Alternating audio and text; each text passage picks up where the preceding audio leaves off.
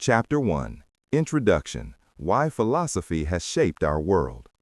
Philosophy always begins with a question, with a pause, a moment of amazement. Why is the world the way it is?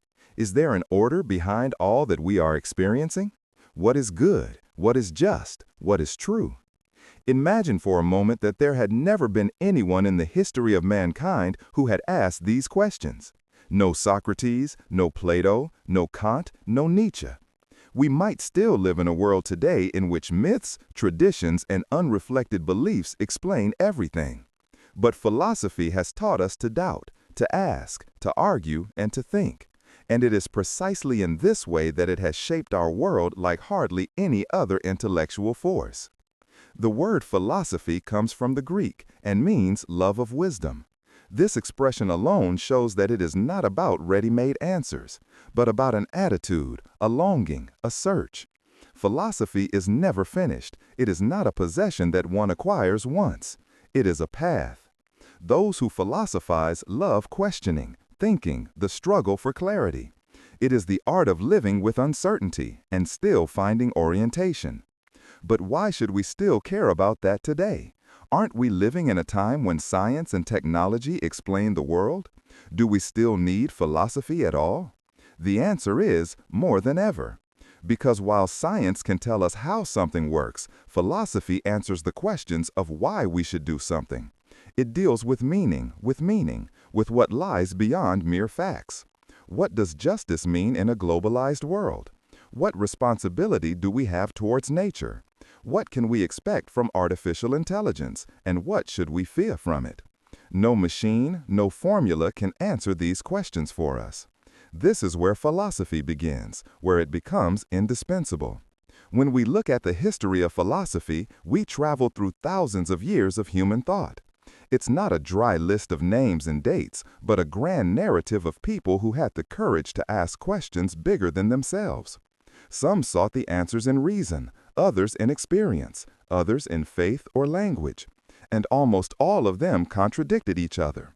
In a way, philosophy is a huge debate over 2,500 years, and it is precisely in this dispute that its power lies. Socrates asks questions and forces his fellow citizens in Athens to reflect on their lives. Plato designed the world of ideas. Aristotle systematized knowledge and thus laid the foundation for sciences that we still know today. Centuries later, Augustine wrestles with the question of how to unite faith and reason, while Thomas Aquinas tries to combine Aristotle's philosophy with Christianity in the Middle Ages. In the Renaissance, man returns to the center. Machiavelli thinks of politics as a power game. Montaigne discovers doubt about all certainties. Then the Enlightenment. Kant, Rousseau, Voltaire. They all fight with reason against superstition, dogma, and tyranny. In the 19th century, Nietzsche appears and declares God is dead, a shock that shakes modernity. Marx calls for revolution. Kierkegaard discovers existence in all its despair.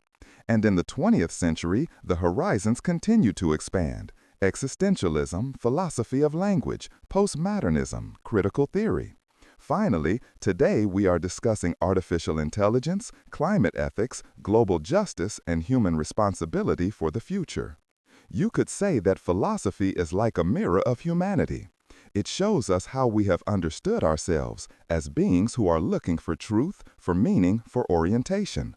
Without philosophy, there would be no democracy, no human rights, no modern science, because all of this has its origin in a fundamental question. How should we live? The fascinating thing is that every answer brings forth new questions. Anyone who believes that philosophy provides definitive solutions is mistaken. It opens horizons, it shows possibilities, it forces us to think beyond ourselves. And perhaps this is precisely where their greatest value lies. The philosopher Karl Jaspers once said, "Philosophizing means orienting oneself in the whole." Philosophy is the attempt to find a place in the chaos of the world, not by looking for simple solutions, but by embracing complexity and still giving ourselves a direction. In the next chapters, we will start this journey. We will meet the first philosophers, the pre-Socratic thinkers, who lived before Socrates and tried to explain the world without gods, only through principles. We will meet Socrates on the streets of Athens, follow Plato into his world of ideas, accompany Aristotle to his library. We will travel through the Middle Ages, through the Renaissance, the Enlightenment, and modernity to the present. And at every step we will see philosophy is not something closed, but a conversation that continues to this day. The history of philosophy is thus also an invitation to ask questions yourself, to think for yourself, to philosophize yourself. Because in the end, it's not just about Aristotle, Kant, or Nietzsche. It's about us, about our lives, our values, our future. And so our journey begins. We start at the beginning, where it all began, in ancient Greece, with the pre-Socratics, who were the first to dare to entrust the secret of the world no longer to the gods, but to thought. Chapter 2. The First Thinkers, From Myth to Logos. When we look at the beginnings of philosophy, we enter a time when the world was still full of gods and myths. Lightning was attributed to the wrath of Zeus, the seas were at the mercy of Poseidon's whim, and a man's fate seemed to be in the hands of unfathomable powers. Myths provided explanations, but they were narratives, not justifications. And then something happened that was as inconspicuous as it was revolutionary. People began to understand the world no longer through stories, but through concepts. They were no longer looking for divine will, but for orders, for principles that could be grasped with the mind.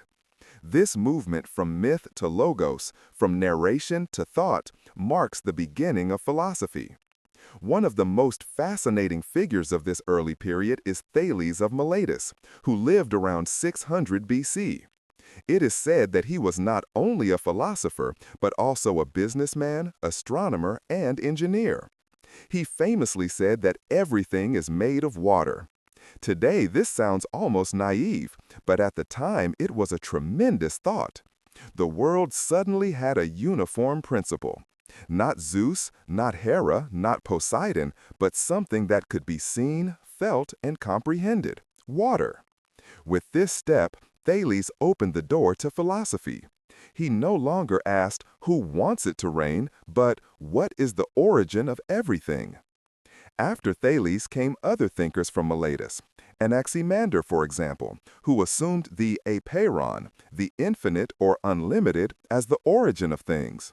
He dared to talk about something that is invisible yet effective, an abstract, almost modern idea. His student Anaximenes, on the other hand, explained the world through air. Air that condenses or dilutes becomes fire, water, or earth. This already shows that philosophy is not looking for a multitude of gods, but for simple principles from which diversity can be explained. Another early thinker, Heraclitus of Ephesus, became famous for his phrase, "Everything flows." For him, the world was in constant motion. Nothing remains as it is. You can't get into the same river twice, he said, because the water has already flowed on. Opposites, the struggle of opposites, warm and cold, light and dark, life and death, was the motor of existence for him. Heraclitus saw the world as an eternal tension, and it was precisely this tension that was its order. Parmenides from Elea thought quite differently. He opposed Heraclitus's walks and declared that being was unchangeable. Change is only a deception of our senses. In truth, everything remains the same. With him begins the great question of being and non-being, of reality and appearance, which still occupies philosophy today. Thus, even in this early period, two schools of thought were opposed, one that emphasized movement and change, and the other that defended the immutable. Other names of this era are also unforgettable. Empedocles, for example, spoke of the four elements, fire, water, air, and earth, which combine and separate to form all things. Or Anaxagoras, who brought the nous, the spirit, into the world as an ordering principle. And last but not least, Democritus, who developed the theory of atoms together with Leucippus. He imagined the world of the tiny, indivisible particles that move, meet, and produce everything. Almost 2,500 years later, modern physics confirmed this idea in a surprising way. As you can see, these early thinkers differed greatly, often contradicting each other. But this is precisely the revolutionary core. For the first time, it was no longer about narratives, but about arguments. Thales said, "Everything is water." Anaximander objected, "No, it is the infinite." Anaximenes replied, "There is air." Heraclitus said, "Everything is movement." Parmenides countered, "Nothing moves, everything is being." It was a dialogue, an argument, a struggle for truth, and that's where philosophy began. It is also interesting how closely these thinkers were still connected to nature observation. Philosophy was not aloof, but an attempt to understand the world as it presents itself. Why is there day and night? Why do seasons arise? Why does something grow and pass away again? Today, we would call them scientific questions, but at that time, it was still philosophy. Philosophy was the mother of science. It was only later that physics, astronomy, and biology separated from it. For us, the Presocratics are something like the first voices in a huge choir. They set notes that still sound uncertain, sometimes oblique, sometimes bold, but they form the basis for a symphony that will be played over thousands of years. Their concepts, water, air, being, becoming, atom, are not mere speculations. They are attempts to grasp the world in a new language, in the language of reason. If we ask ourselves today why philosophy originated in Greece in the first place, there are many answers. Some say it was because of the trade and openness of the port cities, where people from different cultures met. Others point to the political structure of the polis, the city-states, in which discussion and speech played a major role. Perhaps it was also the experience of change, colonies, wars, new technologies, that led people to search for principles and order. The only thing that is certain is that a new chapter in human history began with the Presocratics. What still moves us about them today is not the correctness of their theories. No one seriously believes that everything is just water or that movement is a mere illusion. But the decisive thing is the courage to ask such questions in the first place. The courage to push myths aside and use one's own mind. In doing so, the Presocratics opened up something that continues to this day, the path of thought. And so our first encounter with philosophy ends where it began, on the shores of the Mediterranean, in the cities of Miletus, Ephesus, and Elea, where people dared to look at the world with the eyes of reason for the first time. This beginning will soon become more, for soon a figure appears who raises philosophy to a new level, Socrates. Chapter 3. Socrates, the Master of Questioning. With Socrates, we enter a new stage of philosophy. The pre-Socrates had dealt with nature. They searched for principles of the cosmos, for water, air, atoms, or being. Socrates, on the other hand, turned his gaze away from the stars and towards man. He no longer asked what the world is made of, but how we should live. His philosophy was not a theory about elements, but an art of living. In doing so, he gave philosophy a new direction that continues to have an impact today. The amazing thing about Socrates is that he did not write a single book.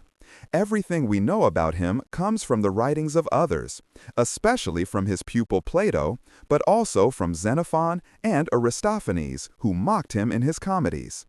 Perhaps this is significant. Socrates did not want to leave behind a doctrine, a system that could be learned by heart. He wanted to have a conversation, a dialogue, a common search for truth. He did not see philosophy as possession, but as activity, as constant questioning. The Athenians, it is said, often met him in the market square, where he talked to citizens, craftsmen, or politicians. He did this in a way that seemed harmless at first, but then went deeper and deeper.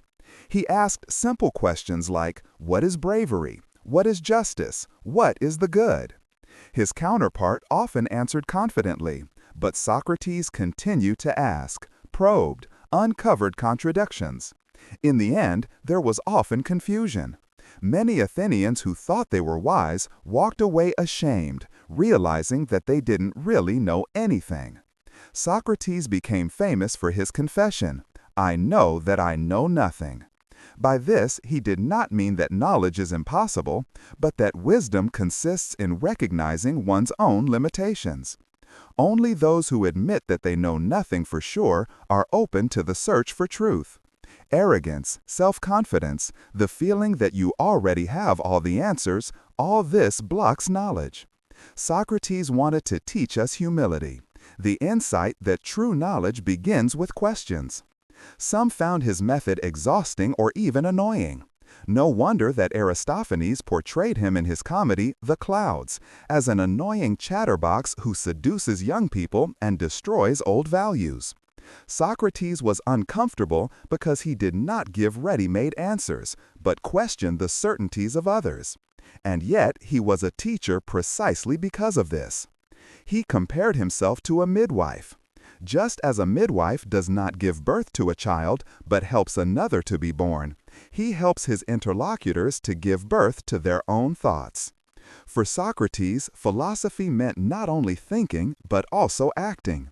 He believed that man only had to recognize the good in order to act well. No one does evil intentionally, he said, but out of ignorance. The goal of life is the care of the soul, the care of the inside. Wealth, fame, power, all of that is secondary. The decisive factor is whether we live virtuously, whether we act justly. This attitude made him a moral authority, but also a nuisance to the powerful of Athens. In 399 BC, Socrates was put on trial, accused of godlessness and seduction of youth. The accusers claimed that he did not recognize the gods of the city and made the youth question the old values. In truth, however, it was probably his uncomfortable manner that made him dangerous. Those who question rule and traditions rarely make friends. The trial of Socrates is legendary. Plato describes it in the Apology of Socrates. There, Socrates does not defend himself by asking for his life or apologizing. On the contrary, he declares that he considers his work to be a divine mission. He sees himself as a mosquito that wakes up the sluggish horse Athens. Even if he were acquitted on the condition that he stopped philosophizing, he would continue. Because without questioning, without caring for the soul, life is not worth living. In the end, he was found guilty. The punishment was death by the hemlock cup. Friends offered to organize his escape, but Socrates declined. He wanted to respect the laws, even if they treated him unfairly. He drank the poison and, as tradition tells, died calmly and composedly, while his disciples wept. His death became a symbol. Philosophy is not a mere theory, but an attitude that one does not betray even one's life is at stake. The influence of Socrates can hardly be overestimated. He was the model for generations of philosophers, the teacher of Plato, who in turn influenced Aristotle. Without him, there would probably be no Western philosophy as we know it. His method of reaching the truth through questions, through conversation, still lives on today. In law, in education, in psychotherapy, wherever questions are more important than ready-made answers. Socrates reminds us that philosophy is not a luxury for scholars, but an attitude that everyone can live in everyday life. Every time we ask ourselves whether we are acting justly, whether our convictions really hold up, when we have the courage to endure uncertainty, we are a step closer to Socrates. With him, a new chapter begins, philosophy as a conversation about the good life. After his death, his pupil Plato took up the baton and continued the thoughts in a form that was at once more systematic and visionary. While Socrates was asking the questions, Plato was trying to provide answers, big, comprehensive answers about truth, justice, and the world of ideas. And with that, our next stage begins. Chapter 4. Plato, the World of Ideas and the Search for Truth. When you think of the big names in philosophy, Plato is almost always at the top of the list. He was not only the most important student of Socrates, but also the one who put his thoughts into a form that is still alive today. While Socrates asked questions and sought dialogue, Plato tried to transform these questions into a comprehensive system. He created a philosophy that not only wanted to provide answers, but also created a vision of the whole of the world. Plato is one of those thinkers who laid the foundations on which centuries of philosophy were to be built. Plato was born in Athens around 428 BC into a wealthy and influential family. He grew up in a city that was both the center of culture and politics. But this city also experienced serious crises: the Peloponnesian War, the overthrow of democracy, the rule of the so-called 30 tyrants, and finally the return of democracy. In the midst of these upheavals, Plato met Socrates, and this encounter changed his life. Socrates became his teacher, his role model, his spiritual hero. When Socrates was sentenced to death, Plato was deeply shaken. From that moment on, he wanted to continue his work and at the same time go beyond him. The special thing about Plato is his form. He did not write dry treatises, but dialogues. In them, he has Socrates appear as the main character who talks to others about questions such as justice, virtue, or truth. These dialogues are not only philosophical texts, but also literary works of art. They are lively, full of wit, sometimes poetic, sometimes sharp and pointed. To this day, it is read not only as theory, but as literature. But what is Plato's central idea? The best known is probably his so-called theory of ideas. Plato was convinced that the world we perceive with our senses is not the actual reality. Everything we see, hear, feel is transient, changeable, imperfect. A table can break, a flower wilts, a person grows old. But behind these transient things, there is something permanent, a form, an ideal. Behind the table is the idea of the table. Behind justice, the idea of justice. Behind beauty, the idea of beauty. These ideas are perfect, eternal, and unchanging. The sensuous world is only an image, a shadow of the true world of ideas. To illustrate this idea, Plato drafted one of the most famous parables in the history of philosophy, the allegory of the cave. He describes people who are tied up in a cave all their lives, their gaze fixed on a wall. A fire burns behind them, and between the fire and the bound people, other figures carry things by so that their shadows fall on the wall. For the prisoners, these shadows are the whole reality. But in truth, they are only images. Only when one frees himself, leaves the cave, and sees the light of the sun, does he recognize the true world of ideas. So be it with us. We see only the shadows of things. The true reality lies in the ideas. This parable is not just an image, but an invitation to reflect on our own perception. What if what we think is real in everyday life is just shadows? What if there is a deeper level that we have to recognize first?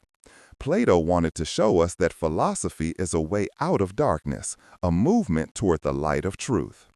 The doctrine of ideas also has an ethical and political dimension. For Plato, the most important of all ideas was the idea of the good. It is like the sun, which makes everything visible and gives everything being. Only those who recognize the good can really act justly. That is why for Plato, education was not just knowledge, but the orientation of the soul toward the good. He developed his political philosophy in his best-known work, the Politeia, often called the State. There he sketches the picture of an ideal state governed by philosophers, the so-called philosopher kings. Because only they have the knowledge of the ideas and thus the insight into how to rule justly. This model is not intended as a practical guide, but as a vision. A society must strive for power not to be in the hands of the rich or strong, but in the hands of the wisest. Of course, this idea has always triggered opposition. Many have asked, do we really want to be governed by philosophers? Isn't Plato's ideal in truth dangerous because it gives power to an elite? But regardless of the criticism, Plato's thought has shaped political philosophy to this day. Terms like justice, truth, virtue, we still think of them through his glasses. Plato was not only a theorist, but also a teacher. He founded the Academy in Athens, the first institution of its kind in the West, a school of philosophy that existed for centuries. There he taught generations of students, including Aristotle, who would later become his most famous critic. The Academy was not only a place of learning, but also a symbol. Philosophy is something that is practiced together, in conversation, in exchange. At the end of his life, Plato had left behind a work that seems like a foundation stone. His dialogues range from early texts in which he let Socrates speak to late writings in which he himself designs more comprehensive systems. Some are easily accessible, others are heavy and full of abstraction.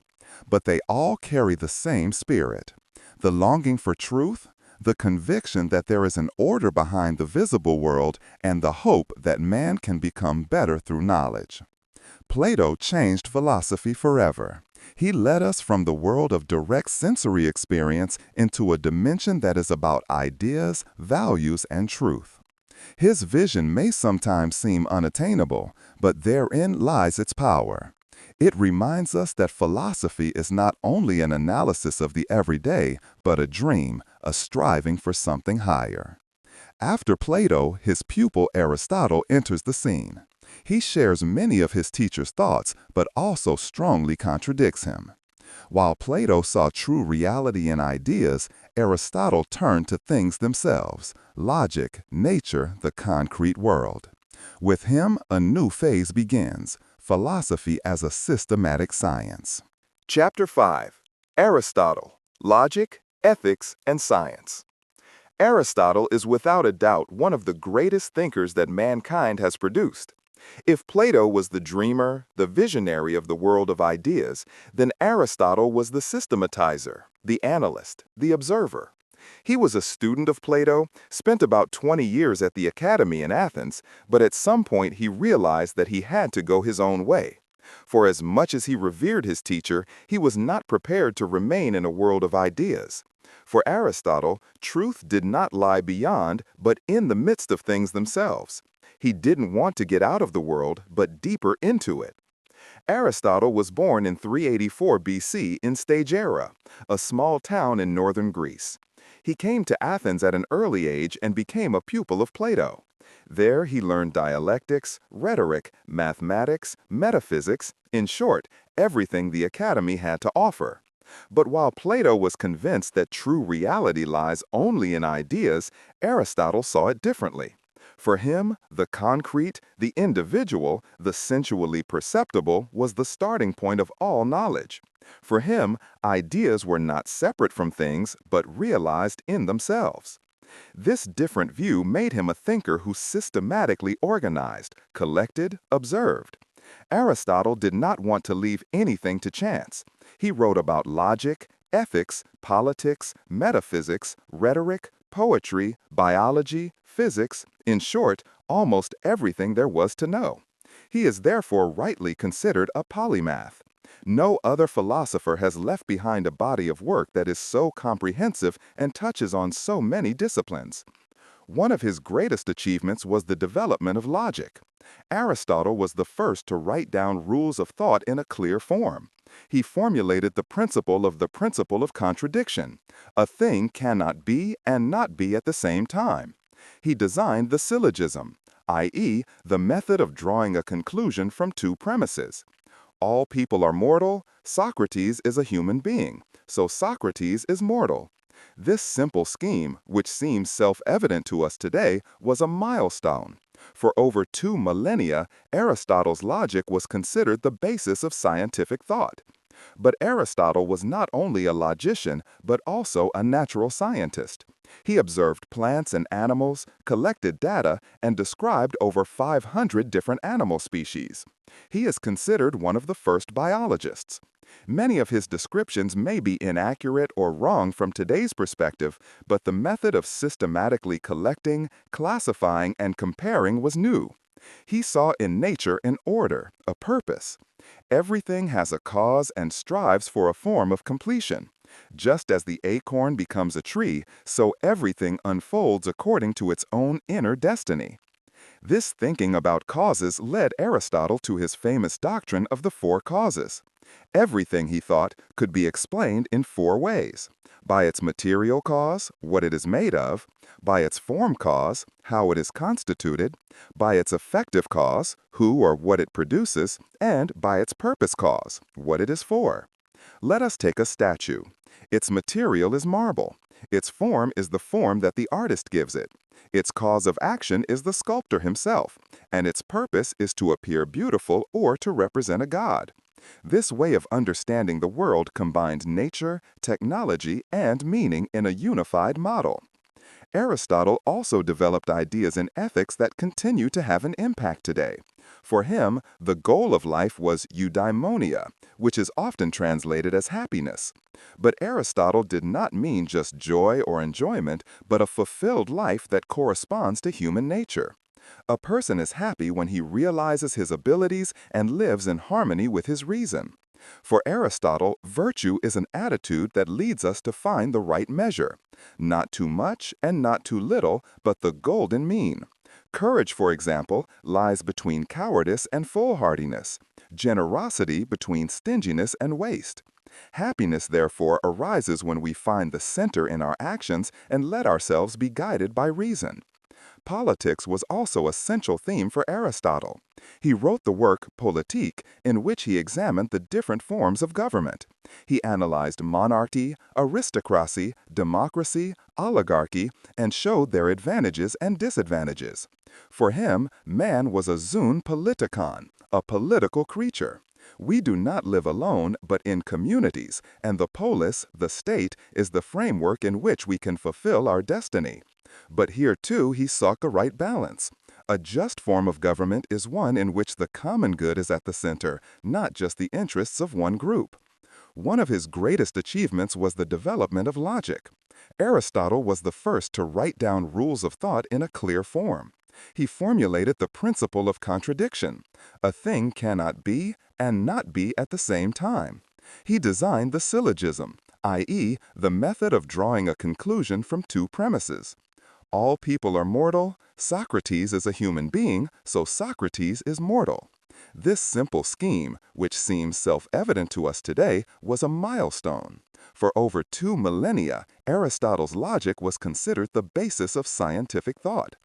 But Aristotle was not only a logician, but also a natural scientist.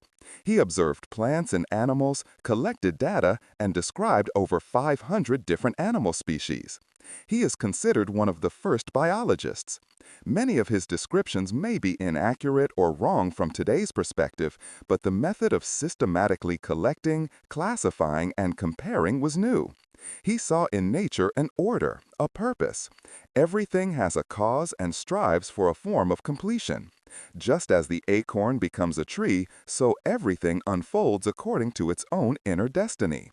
This thinking about causes led Aristotle to his famous doctrine of the four causes. Everything, he thought, could be explained in four ways: by its material cause, what it is made of; by its form cause, how it is constituted; by its effective cause, who or what it produces; and by its purpose cause, what it is for. Let us take a statue. Its material is marble. Its form is the form that the artist gives it. Its cause of action is the sculptor himself, and its purpose is to appear beautiful or to represent a god. This way of understanding the world combined nature, technology, and meaning in a unified model. Aristotle also developed ideas in ethics that continue to have an impact today. For him, the goal of life was eudaimonia, which is often translated as happiness. But Aristotle did not mean just joy or enjoyment, but a fulfilled life that corresponds to human nature. A person is happy when he realizes his abilities and lives in harmony with his reason. For Aristotle, virtue is an attitude that leads us to find the right measure. Not too much and not too little, but the golden mean. Courage, for example, lies between cowardice and foolhardiness, generosity between stinginess and waste. Happiness, therefore, arises when we find the center in our actions and let ourselves be guided by reason.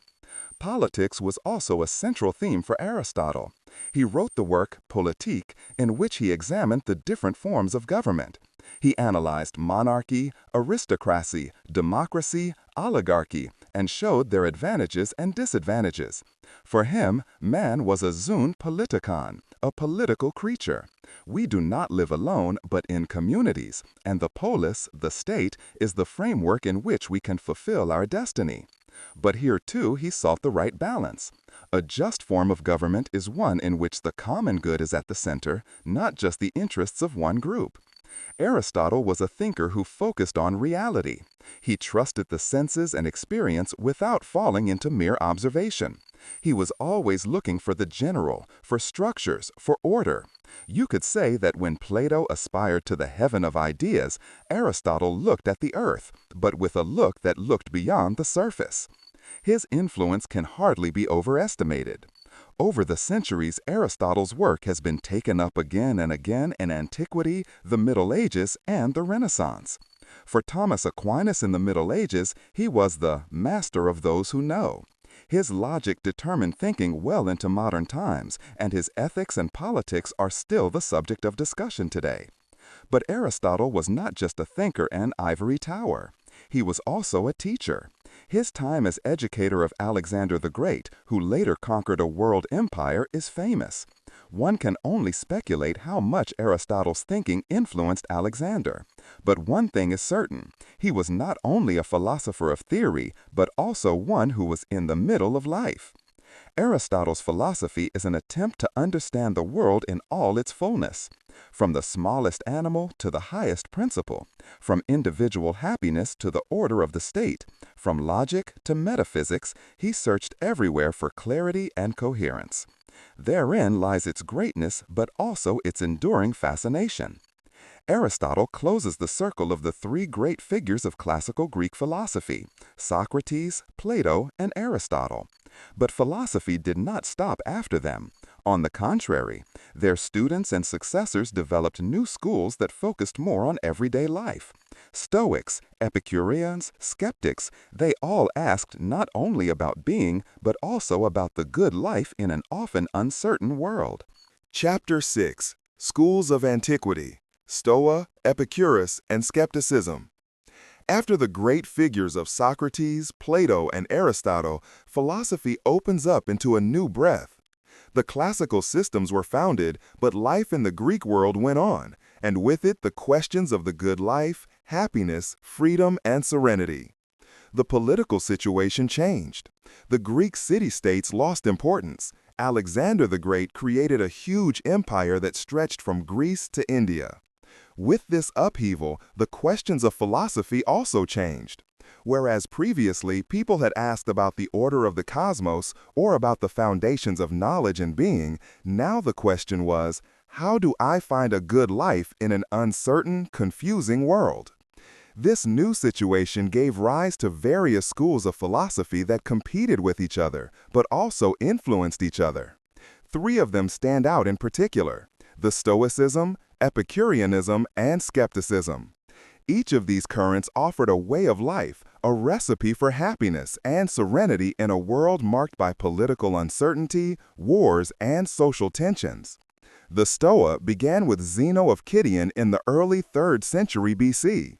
It got its name from the Stoa Poikile, a painted portico in Athens where he and his students taught. Stoicism is above all an ethic of inner freedom. The Stoics said, we can't determine what happens to us, but we can determine how we react to it. Things like wealth, health, fame, or even political success are not in our power. But what we can control are our judgments, our attitudes, our inner reactions. Wisdom means recognizing this distinction and not letting oneself be dominated by external circumstances. Famous Stoics such as Seneca, Epictetus, or the Roman Emperor Marcus Aurelius lived this attitude. Epictetus, who was born a slave, said, "It is not the things themselves that trouble us, but the opinions we have of them."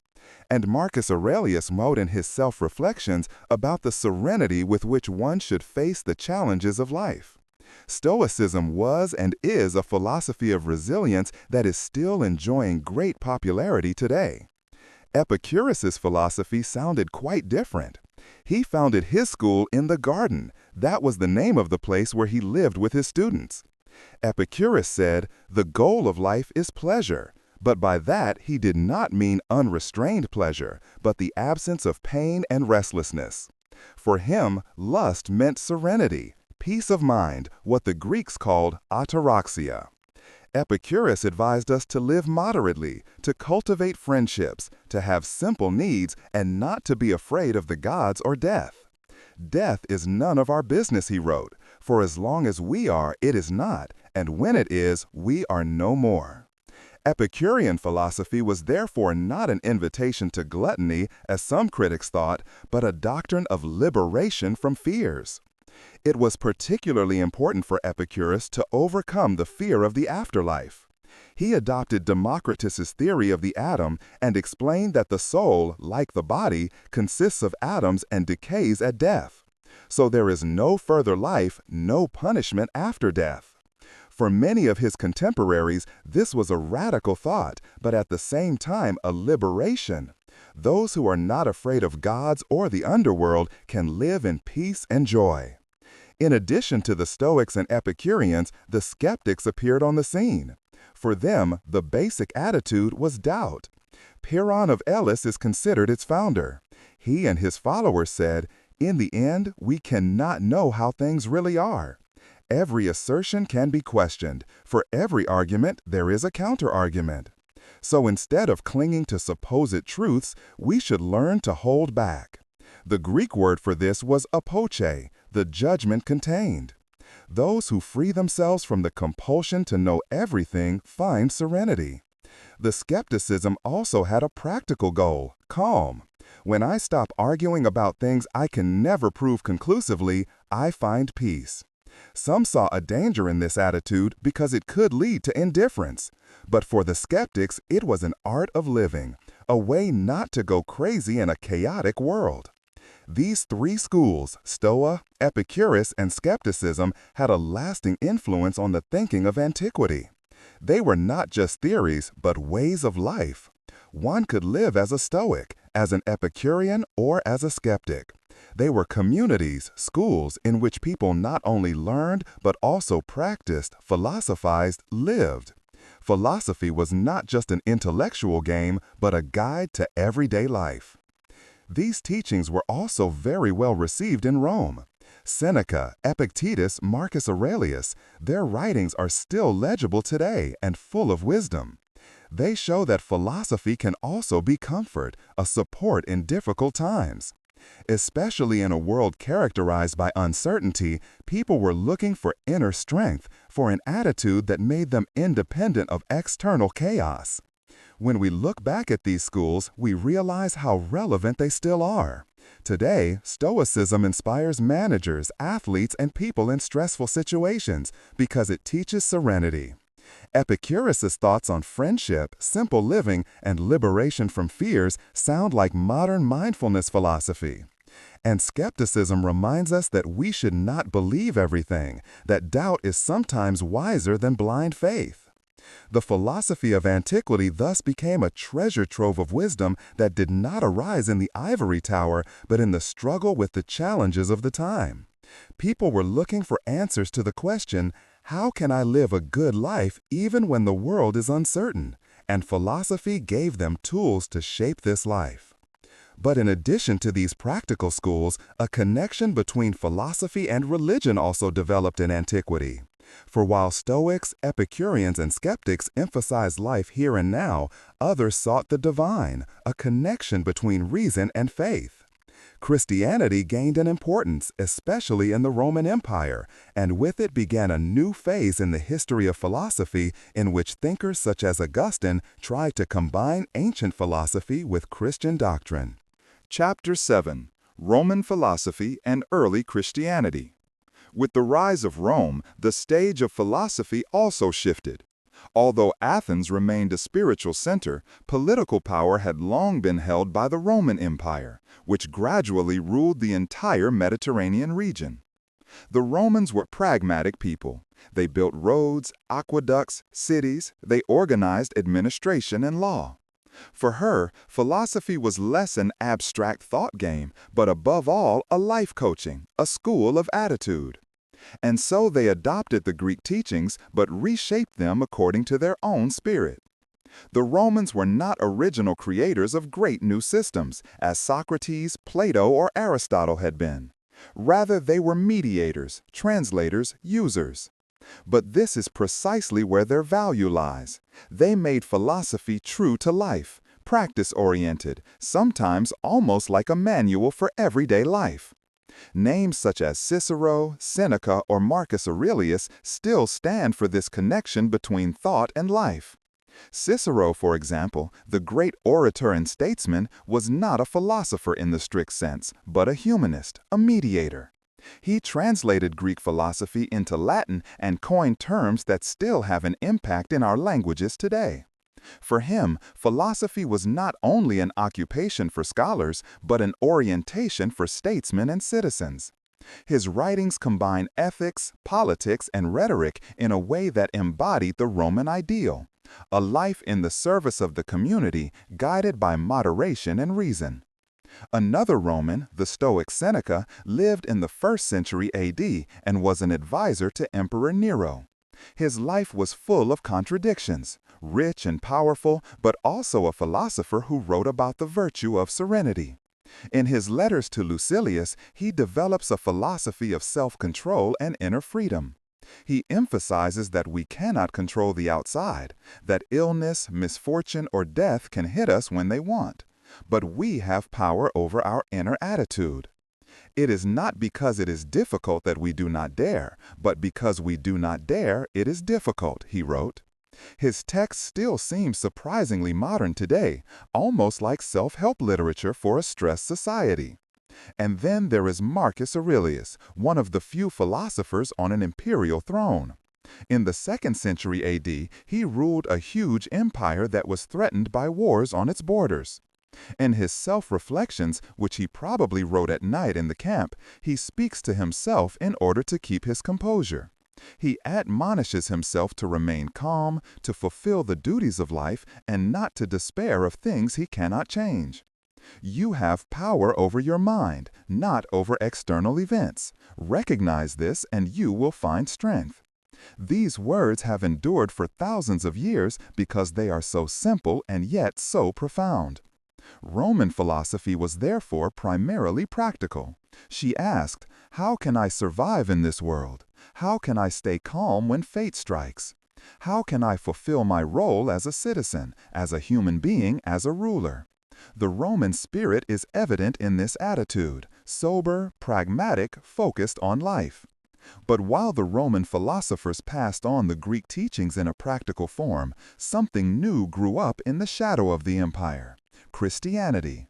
Initially a small Jewish sect that believed in Jesus of Nazareth, it spread over the Roman provinces. And soon a new question arose: how can the belief in a God as professed by Christians be combined with the philosophy of the Greeks and Romans? One thinker in particular stands out here: Augustine of Hippo, who lived in the 4th and early 5th centuries.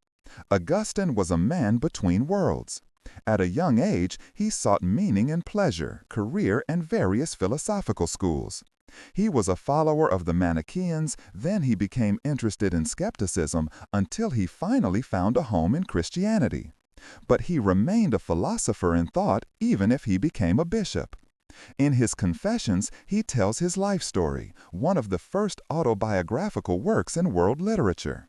In it, he describes his path from the restlessness of the world to rest in God. His words are famous: "Our heart is restless until it finds rest in you."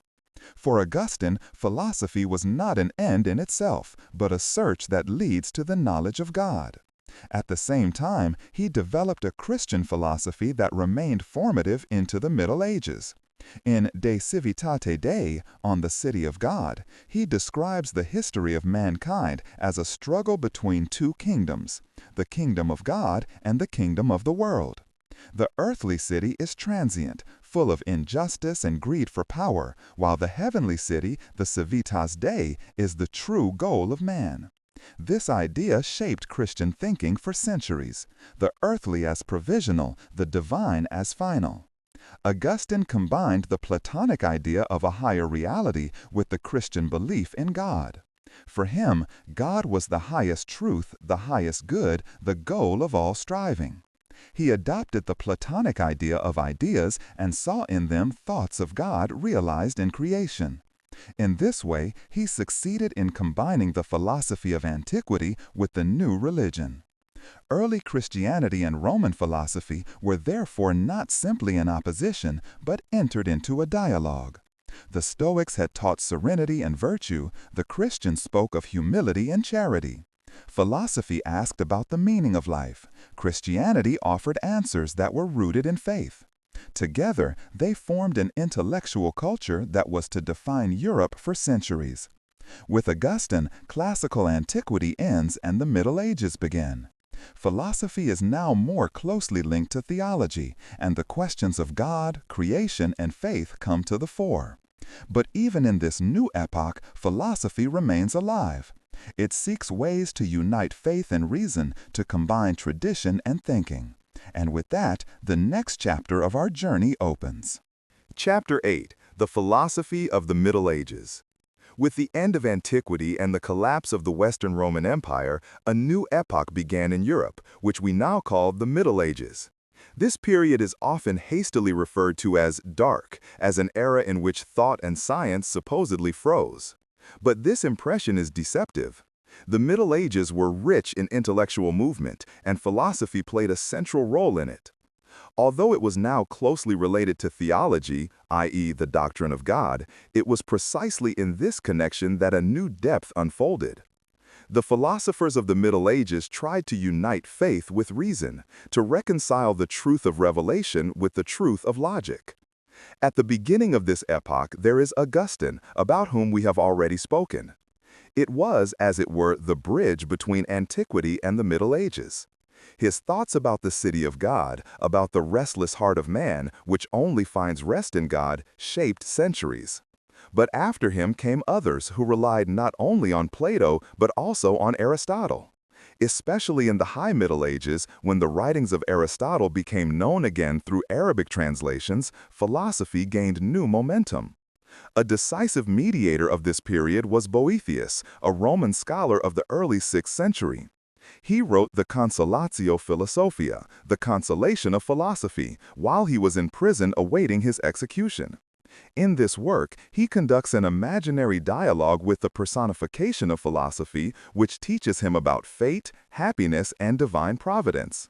Boethius combined Roman and Greek tradition with Christian thought, and thus became a key author of the early Middle Ages. At the same time, a rich philosophy developed in the Islamic world.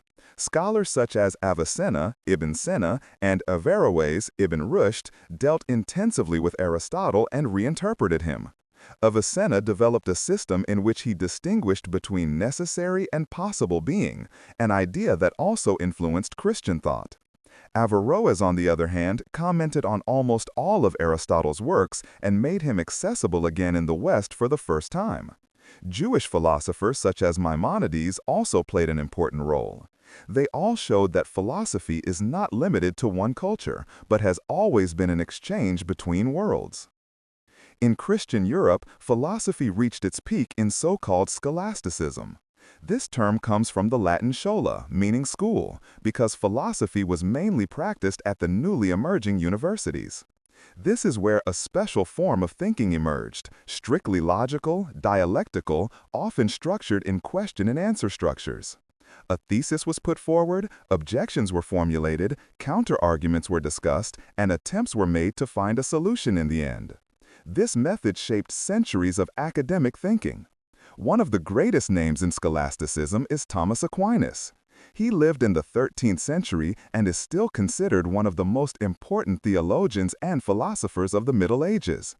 Thomas combined faith with Aristotle's thinking. In his Summa Theologica, he designed a huge system that was to deal with almost all questions of faith and reason. It was clear to him that there are truths that we can recognize through reason, such as that the world is ordered, that everything has a cause. And there are truths that are accessible only through revelation, such as the Trinity or the incarnation of Christ. Reason and faith do not contradict each other, they complement each other. His 5 ways are famous, proofs of God's existence. He argued, for example, that everything in motion is moved by something else, and that therefore there must be a first unmoved cause, God. Or that everything that exists has a cause, and therefore one must arrive at a first cause. These arguments have been widely criticized and debated today, but they show how much Thomas Aquinas tried to reconcile faith and philosophy. In addition to Thomas, there were many other important thinkers. Anselm of Canterbury, for example, who formulated the famous ontological proof of God in the 11th century. God is that beyond which nothing greater can be thought. The mere idea of such a being shows that it must exist. This idea was also hotly debated and criticized, but it shaped the debate for centuries. The Middle Ages were therefore anything but a dark epoch. It was a time of intense questions. How does the world relate to the Creator? How can reason be put at the service of faith? What role does man play between earth and sky? This also led to conflicts. Some philosophers who relied too much on reason came under suspicion of weakening faith. Others considered all philosophy dangerous and wanted to replace it entirely with the authority of the Church. But it was precisely in this field of tension that the power of thought unfolded. The Middle Ages thus prepared the ground for the next epoch, the Renaissance. While faith and reason entered into a close connection in the Middle Ages, in the 15th and 16th centuries, the need to put people back at the center grew, regardless of theological guidelines. But before we turn there, we should note, without the philosophy of the Middle Ages, there would be no philosophy of the modern era. For she not only preserved the treasures of antiquity, but also posed questions that are still relevant today. How much can we know? What do we owe to faith, what to reason? And how do we find our place between heaven and earth? Chapter 9. Renaissance and Humanism. The Renaissance marks the beginning of a new chapter in the history of philosophy, indeed in the whole of European culture. The word Renaissance means rebirth, and indeed this epoch was marked by the rediscovery of antiquity. Texts by Plato, Aristotle, and other Greek and Roman thinkers that had long been lost or only partially known were now recovered, translated, and studied in libraries. Scholars in Italy, France, and Germany pounced on these writings with an enthusiasm that can hardly be overestimated. But the Renaissance was not only a retrospective, it was also a new beginning. It placed the human being himself at the center, and thus initiated the transition from the medieval world order to the modern era. In the Middle Ages, thinking was strongly oriented towards God. Philosophy and theology were closely linked, and the crucial question was, how can man know God and serve Him? In the Renaissance, the focus shifted. Man was no longer seen only as a sinful being in need of redemption, but as a creative, self-determined individual who can develop his abilities. This idea is at the core of humanism, the movement that regarded man as the measure of all things. One of the central representatives of Renaissance humanism was Francesco Petrarch. He is often considered the father of humanism. For him, education was the key to freedom. He called for a return to the classical texts, not only to understand them, but to be inspired by them. Petrarch saw in man a being who strives for knowledge, who is capable of understanding his own dignity and thereby elevating himself. Another great humanist was Erasmus of Rotterdam. He wrote sharp-tongued texts against the grievances of his time, against the corruption of the church, against fanaticism and ignorance. His work, In Praise of Folly, is a satirical reckoning that still convinces today with wit and irony. Erasmus stood for a philosophy of tolerance, dialogue, and education. For him, man was not meant to obey blindly, but to think critically and take responsibility. But the Renaissance not only produced scholars, but also thinkers who dealt with power and politics. The most famous of them is Niccolò Machiavelli. In his work Il Principe, The Prince, he drafted a doctrine that many found cynical. Machiavelli described how a ruler can gain and retain power, if necessary, also by cunning, deception, and violence. For him, politics was not a moral business, but a struggle for power. The end justifies the means is how his attitude is often summed up. Whether he was really so unscrupulous is disputed, but his realism made him the founder of modern political philosophy. He asked the question, how does power really work? And he gave answers that are still provocative today. In addition to these political and humanistic currents, the Renaissance also brought new scientific impulses.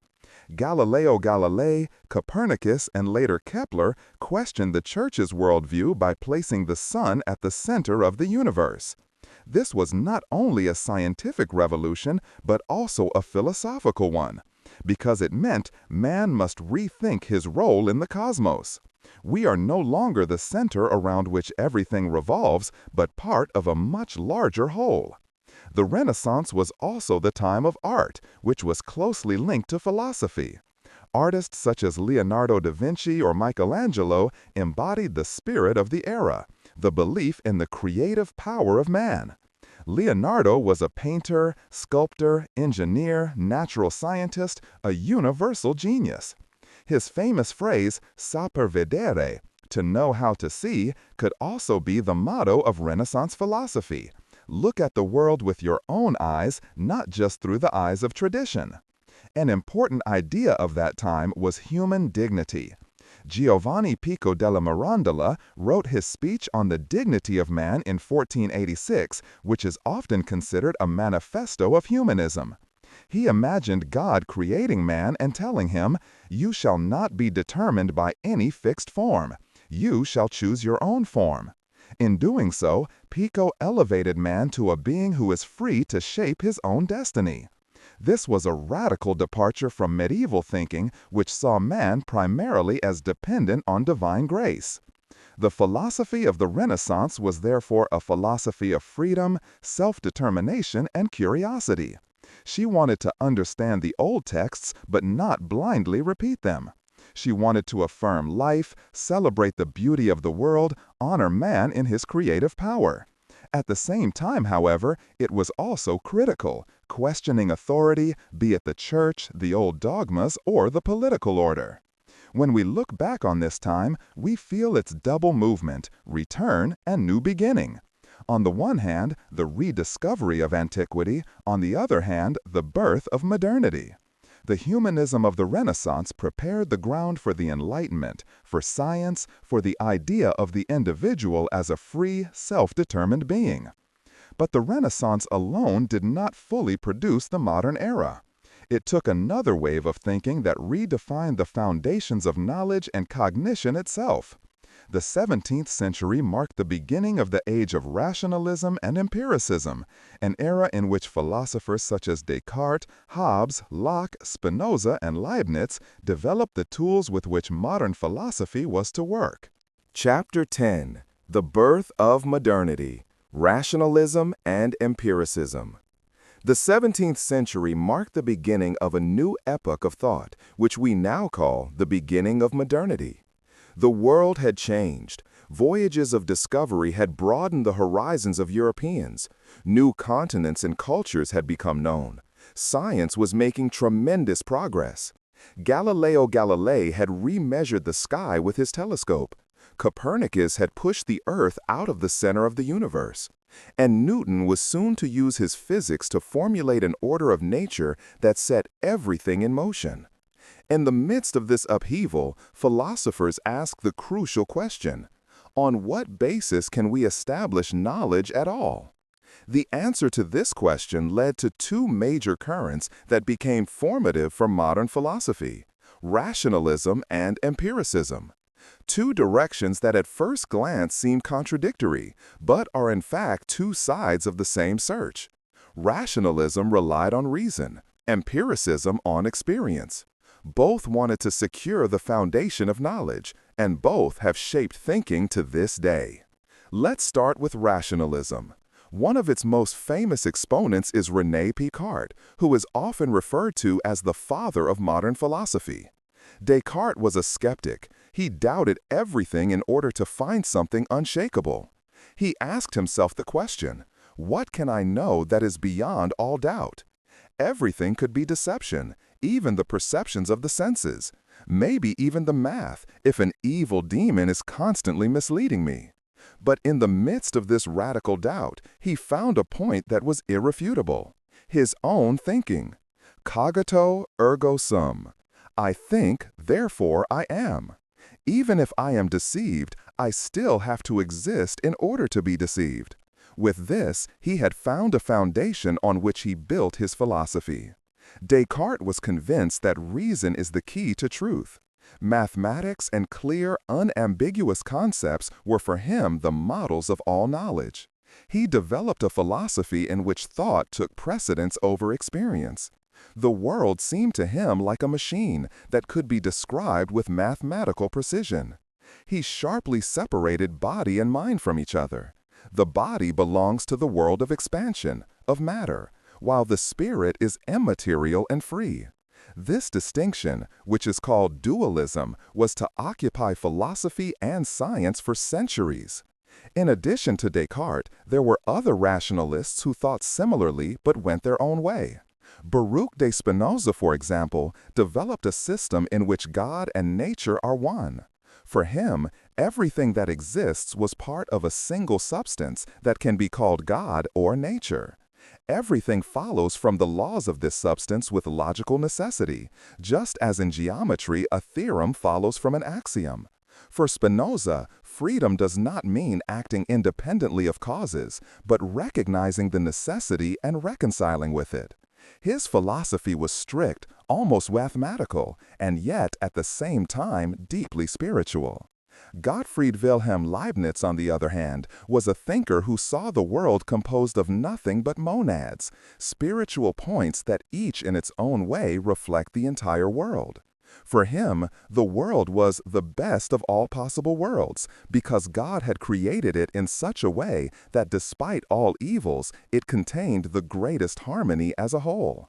Leibniz was not only a philosopher, but also a mathematician, co-founder of calculus, and his thoughts combined metaphysics with logic and science. Rationalism, then, relied on reason, on clarity of thought, on the idea that we can arrive at certain truths through logical reflection. But at the same time, another current emerged that sought the foundation of knowledge elsewhere: empiricism. Empiricism began in England, and its starting point was experience. John Locke was one of its most important representatives. For him, no knowledge comes into the world with us from birth. At birth, the human being is like a blank page, a tabula rasa.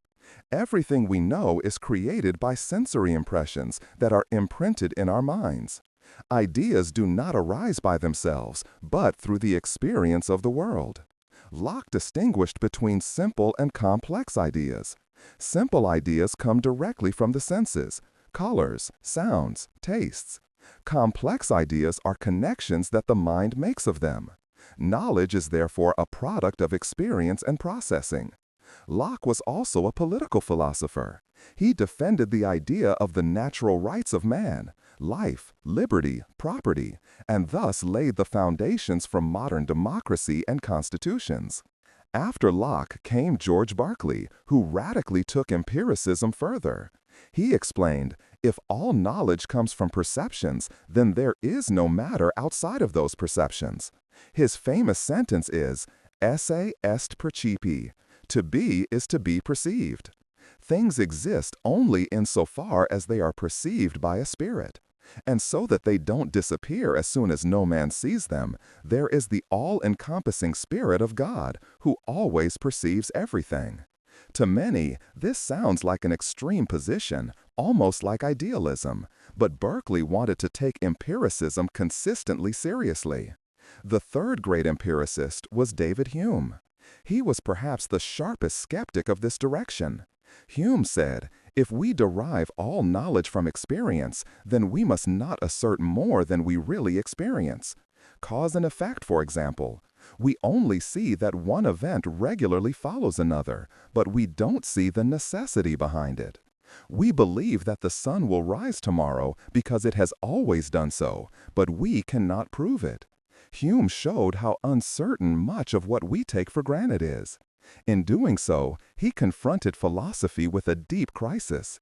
If we cannot blindly trust reason, but experience does not give us ultimate certainty either, where do we get certain knowledge from? The confrontation between rationalism and empiricism was therefore more than a dispute between philosophers. It was the expression of an entire epoch that oscillated between two poles: reason and experience, logic and observation, theory and practice. Both currents drove philosophy and science forward. Without rationalism, we would have no mathematics and no clear systems. Without empiricism, there is no experimental science and no methodology of observation. At the end of the 18th century, a philosopher was to emerge who tried to overcome this contradiction in a bold synthesis: Immanuel Kant.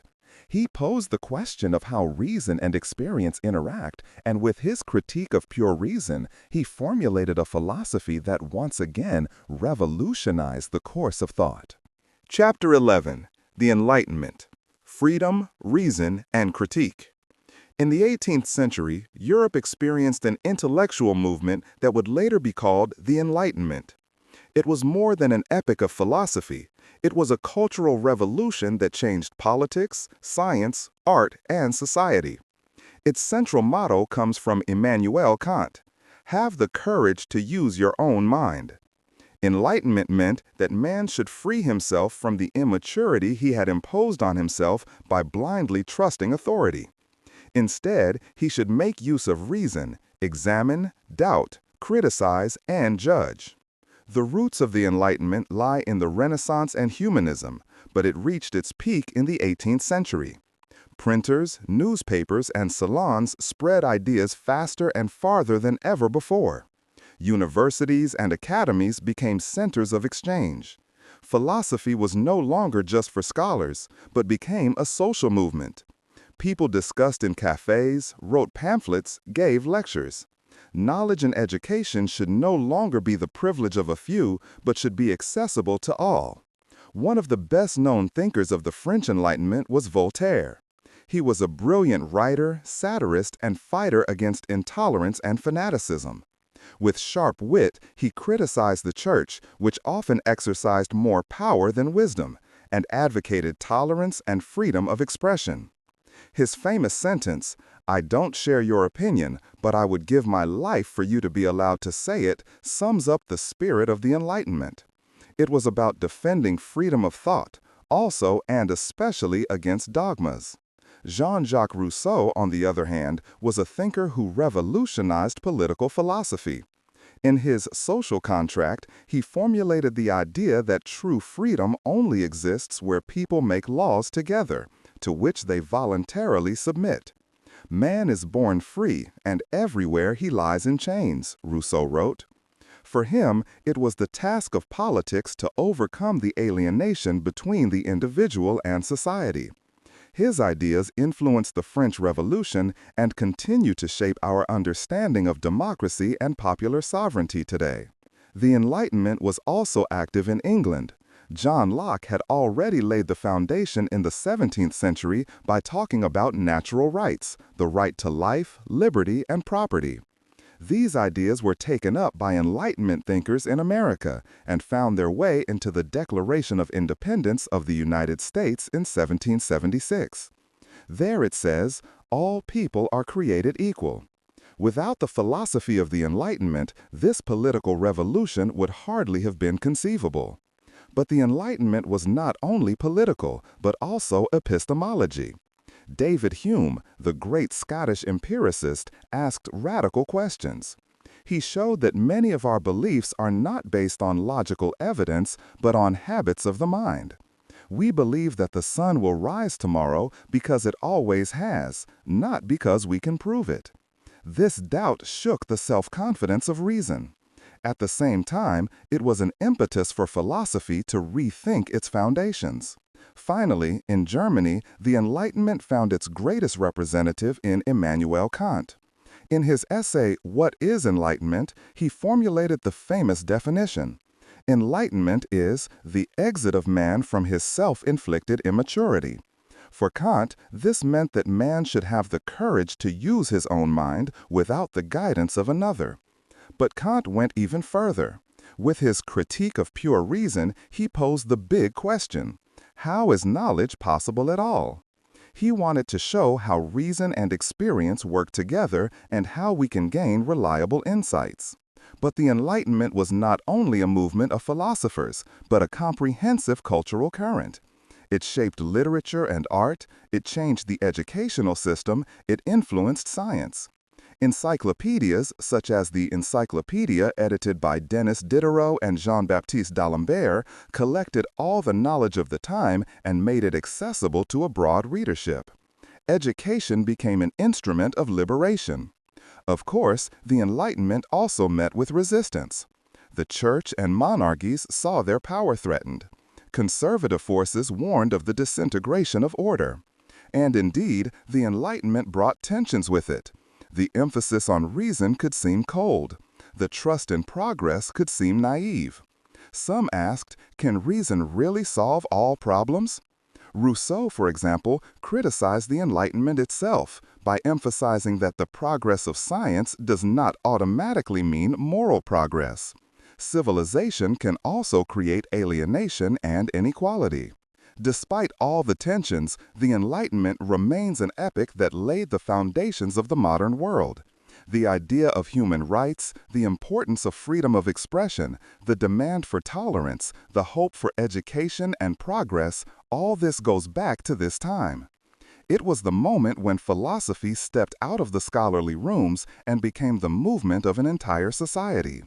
When we talk about freedom, reason, and criticism today, we consciously or unconsciously tie in with the Enlightenment. It was a call for emancipation, for self-determination, for the dignity of the individual. She showed that philosophy is not just a matter for a few, but that it can affect the lives of all people. But the story did not end with the Enlightenment. At the same time, she asked questions that had not been definitively answered. What is the limit of reason? How can freedom be combined with order? How can we be sure that our knowledge is really true? These questions led to the philosophy of Kant, who tried to build a bridge between rationalism and empiricism, between reason and experience. His thinking was to put philosophy on a new basis and finally shape modernity. Chapter 12. Immanuel Kant, Critique of Pure Reason. If you look at the history of philosophy like a great river, then there are certain places where the course takes a new direction. Immanuel Kant is such a passage. With him, a new era begins. He tried to overcome the contradictions between rationalism and empiricism, to put philosophy on a firm foundation and at the same time to redefine the conditions of human knowledge. His work, The Critique of Pure Reason, is considered one of the most important books of philosophy ever. It is not an easy work, often difficult to read, full of terms and complicated arguments, but its influence continues to the present day. Kant himself knew that he was undertaking something revolutionary. He spoke of a Copernican turn in thinking, a reversal of perspective that changed everything. Kant was born in 1724 in Königsberg, a city in what was then Prussia, which he never left for the rest of his life. He lived extremely regularly, almost pedantic. Contemporaries reported that you could plan your daily walks so precisely that the residents set their clocks accordingly. But behind this orderly facade was a thinker who shook the foundation of human knowledge. Kant's central question was, how is knowledge possible?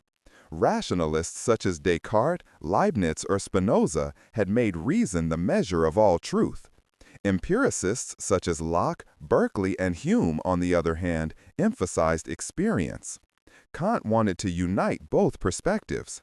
Hume had awakened him from his dogmatic slumber, as Kant himself wrote, because Hume had shown that many of our certainties, such as the idea of cause and effect, are not based on reason, but only on habit. Kant wanted to take this skepticism seriously, but not get stuck in it. His answer was to ask not how the world itself is, but how we can know it in the first place. He distinguished between things in themselves and appearances. The things themselves, i.e., the world as it exists independently of us, remain closed to us. What we recognize are appearances, the way the world is ordered by our senses and mind. So we don't just see the world as it is, but as our cognitive apparatus shows it to us. In doing so, Kant reversed the perspective. Until now, it was thought that our knowledge had to be based on things. Kant said, no, things must be based on our knowledge, at least as they appear to us.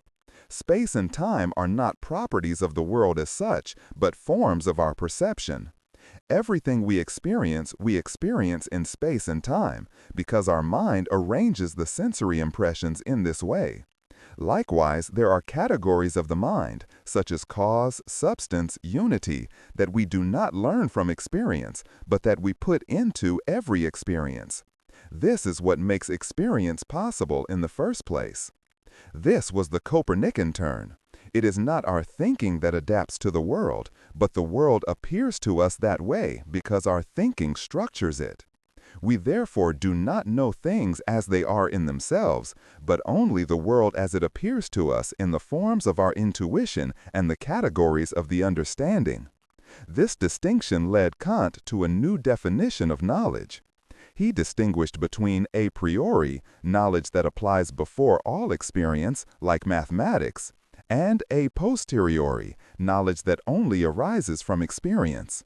Likewise, between analytical judgments, statements contained in the term itself, such as a circle is round, and synthetic judgments that add new knowledge, such as the circle has a diameter of 10 centimeters.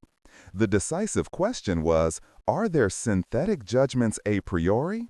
Judgments that provide new knowledge but are valid regardless of experience? Kant said, yes, that is exactly the basis of the natural sciences. The laws of physics, for example, do not apply because we have derived them from experience, but because they are the conditions under which experience is possible at all.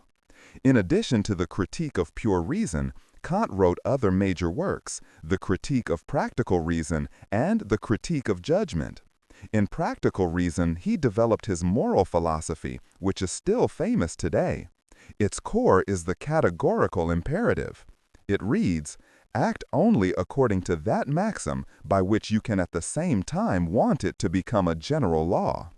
In other words, act in such a way that your actions could apply as a general principle for everyone. Morality is therefore not a question of feelings or consequences, but a question of reason. Every human being, because he is reasonable, can recognize and obey moral laws. Therein lies the dignity of man, that he can give himself laws. Finally, in the Critique of Judgment, Kant connected the world of nature with the world of freedom by reflecting on aesthetics and practicality. Why do we feel beauty? Why do we see order in nature? Kant explained that our mind seeks harmony, a harmony between reason and sensuality. Kant's philosophy was a huge turning point. It showed that although we cannot know the things in themselves, we still have certain knowledge of the phenomenon. It made it clear that morality does not have to be based on tradition or religion, but grows out of reason itself. And it combines science, ethics, and aesthetics in a comprehensive system. Of course, Kant did not go unchallenged. Some accused him of making the world unreachable behind a veil. Others considered his categories arbitrary. But his influence is undisputed. Without Kant, there would be no German idealism, no modern epistemology, no clear basis for human dignity and autonomy. Kant himself lived inconspicuously in Königsberg, led a regular life, wrote his works in his study. And yet he fundamentally changed philosophy. He showed that reason is at once powerful and limited, that we can understand the conditions of our thinking ourselves, even if the absolute remains eluded to us. With Kant, the Enlightenment reached its climax, and at the same time he opened the door to a new epoch, German idealism. His disciples and successors wanted to go further, wanted to overcome the gap between thinking and being, between subject and object, between freedom and nature. Fichte, Schelling, and Hegel took up Kant's questions and developed systems from them that were even more comprehensive. But without Kant, none of this would have been possible. Chapter 13, German Idealism, Fichte, Schelling, Hegel. After Kant, an epoch began in German philosophy that is called German Idealism.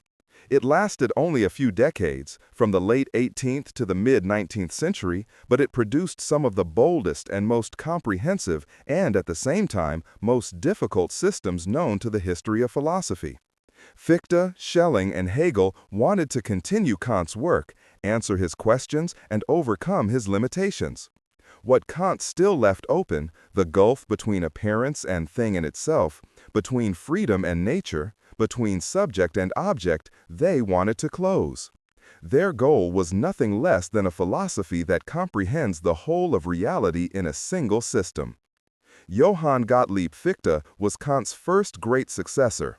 Born in 1762 in Upper Lusatia, he rose from modest circumstances to become one of the most influential thinkers of his time. Fichte radicalized Kant's idea that we only know the world as it appears through our forms of cognition. He said, "It is not the things that determine our thinking, but the I posits itself, and in a second step, also the non-I, i.e., the world that confronts it. Consciousness is creative. It produces the world by thinking it." Fichte called his philosophy science theory, and for him, the ego was the absolute starting point of all knowledge and all being. Freedom was not a problem for him, but the origin. Man is free because he produces himself. Fichte also saw this freedom as the basis for morality and action. There was something revolutionary about his thinking. Fichte lived at the time of the French Revolution, and he also spoke of the liberation of man. For him, philosophy was not abstract reflection, but a call to action. The ego is only really free when it acts in the world, when it realizes its freedom. At the same time, his philosophy became a political message. Friedrich Wilhelm Joseph Schelling, a little younger than Fichte, took a different path. He was fascinated by nature and art. While Kant and Fichte focused on the subject, Schelling searched for a unity of subject and object. For him, nature was not merely that which confronts the ego, but itself a living organism, permeated by the same spirit which also works in man. For Schelling, nature is not dead material, but creative, spiritual, full of life. His philosophy of nature wanted to show that nature itself is a spiritual process that reaches its consciousness in man. At the same time, Schelling was one of the first philosophers to focus on art. For him, art was the highest means of experiencing the unity of freedom and necessity, of subject and object, of spirit and nature. A work of art reveals something that cannot be expressed by terms alone, the living unity of the whole. In doing so, Schelling elevated aesthetics to a central area of philosophy, which continues to have an impact today.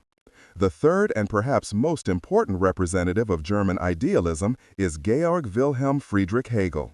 He was a systematist like Aristotle, but at the same time a visionary like Plato.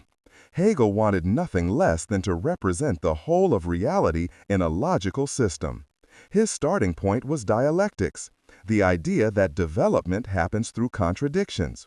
A thought, a thesis, evokes its opposite, the antithesis, and out of the conflict arises a new unity, the synthesis. For Hegel, this movement shapes not only thought, but also nature, history, and society. For Hegel, reality is an expression of the spirit, which he called the world spirit. For him, history is not just a sequence of events, but a process in which the spirit comes to itself, unfolds, realizes its freedom. From Oriental despotism, in which only one is free, to Greek democracy, in which some are free, to the modern world in which everyone is supposed to be free, Hegel sees a development of freedom. His famous sentence is, "World history is progress in the consciousness of freedom." Hegel's philosophy is comprehensive, almost overpowering. It ranges from logic, in which he develops pure concepts, to natural philosophy, to philosophy of mind, which includes art, religion, and finally philosophy itself. For him, everything is part of a great movement in which the spirit recognizes and perfects himself. Of course, Hegel was not without controversy. Many felt that his system was too all-encompassing, too self-confident. Others saw his dialectic as a powerful tool that Marx later took up to analyze society. But Hegel is undoubtedly one of the most influential philosophers of modern times. If you look at German idealism as a whole, you can feel its enormous claim. He wanted to understand the whole, to overcome the gap between subject and object, to understand the freedom of man in history. He was full of pathos, full of systematics, full of vision. At the same time, he also showed the limits of such systems. For as large as the designs were, they could never quite capture the diversity of reality. But without Fichte, Schelling, and Hegel, the philosophy of the 19th century would be inconceivable. They shaped thinking about freedom, nature, history, and spirit. They gave answers to Kant's questions, but they also posed new ones, which were later taken up by thinkers such as Schopenhauer, Kierkegaard, Marx, or Nietzsche, often in contradiction, sometimes in continuation. German idealism marks the end of an epoch of the system in which philosophers believed that they could represent the whole of the world in a structure of the mind. After that, philosophy was to become more critical, more fragmentary, more existential.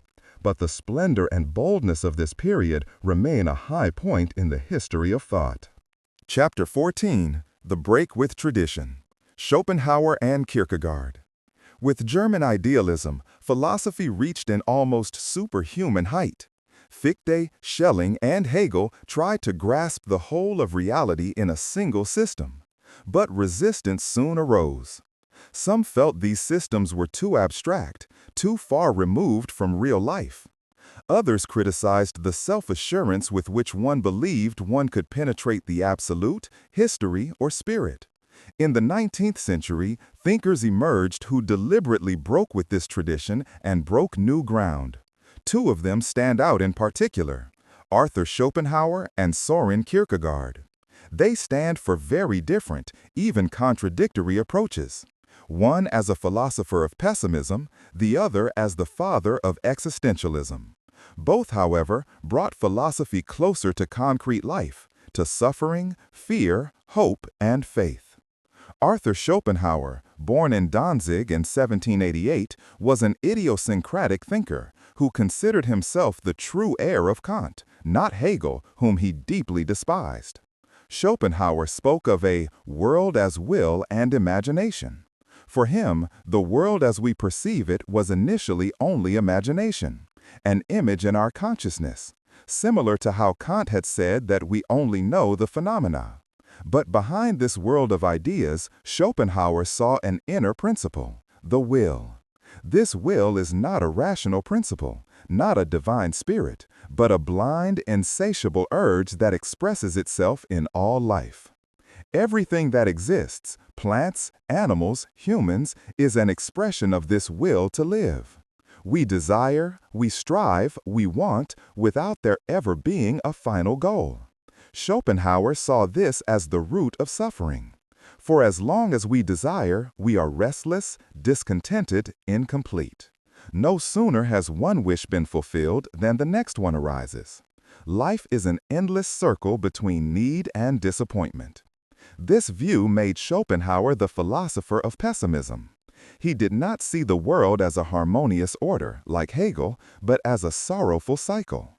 For him, happiness is not the positive, but only the short absence of pain. The question was, is there a way out?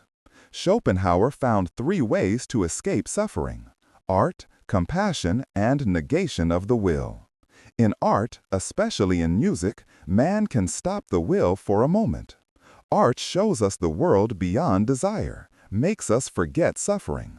In compassion, he saw an ethical attitude that takes us out of selfishness. By sharing the suffering of others, we overcome the selfish will. But the most radical was the negation of the will, a kind of ascetic attitude to life reminiscent of Buddhist thought. Schopenhauer was one of the first Western philosophers to seriously embrace Eastern philosophy, especially Indian and Buddhist texts. His philosophy was little recognized during his lifetime, overshadowed by Hegel's fame. It was only later that he gained influence, especially on writers, artists, and psychologists. Nietzsche, Wagner, Freud, they all dealt with Schopenhauer. His pessimism and emphasis on unconscious drives made him a pioneer of modern psychology and literature. Søren Kierkegaard, born in Copenhagen in 1813, thought quite differently from Schopenhauer. He is considered the founder of existentialism, the current that focuses on individual existence, freedom, and fear. Kierkegaard turned above all against Hegel's abstract systems, which pressed life too much into concepts for him. For him, philosophy was not a system, but existence. Kierkegaard emphasized that every person stands before God as an individual. It is not enough to be part of an abstract whole or to merge with the crowd. The individual has to make decisions, take responsibility, shape his life. He spoke of the stages of life: the aesthetic, the ethical, and the religious stage. In aesthetic life, man seeks pleasure and distraction. He lives for beauty, for art, for pleasure. But at some point he reaches a limit, the feeling of emptiness, of despair. Then he can move on to the ethical stage, in which he takes responsibility, fulfills duties, acts morally. But even that is not enough.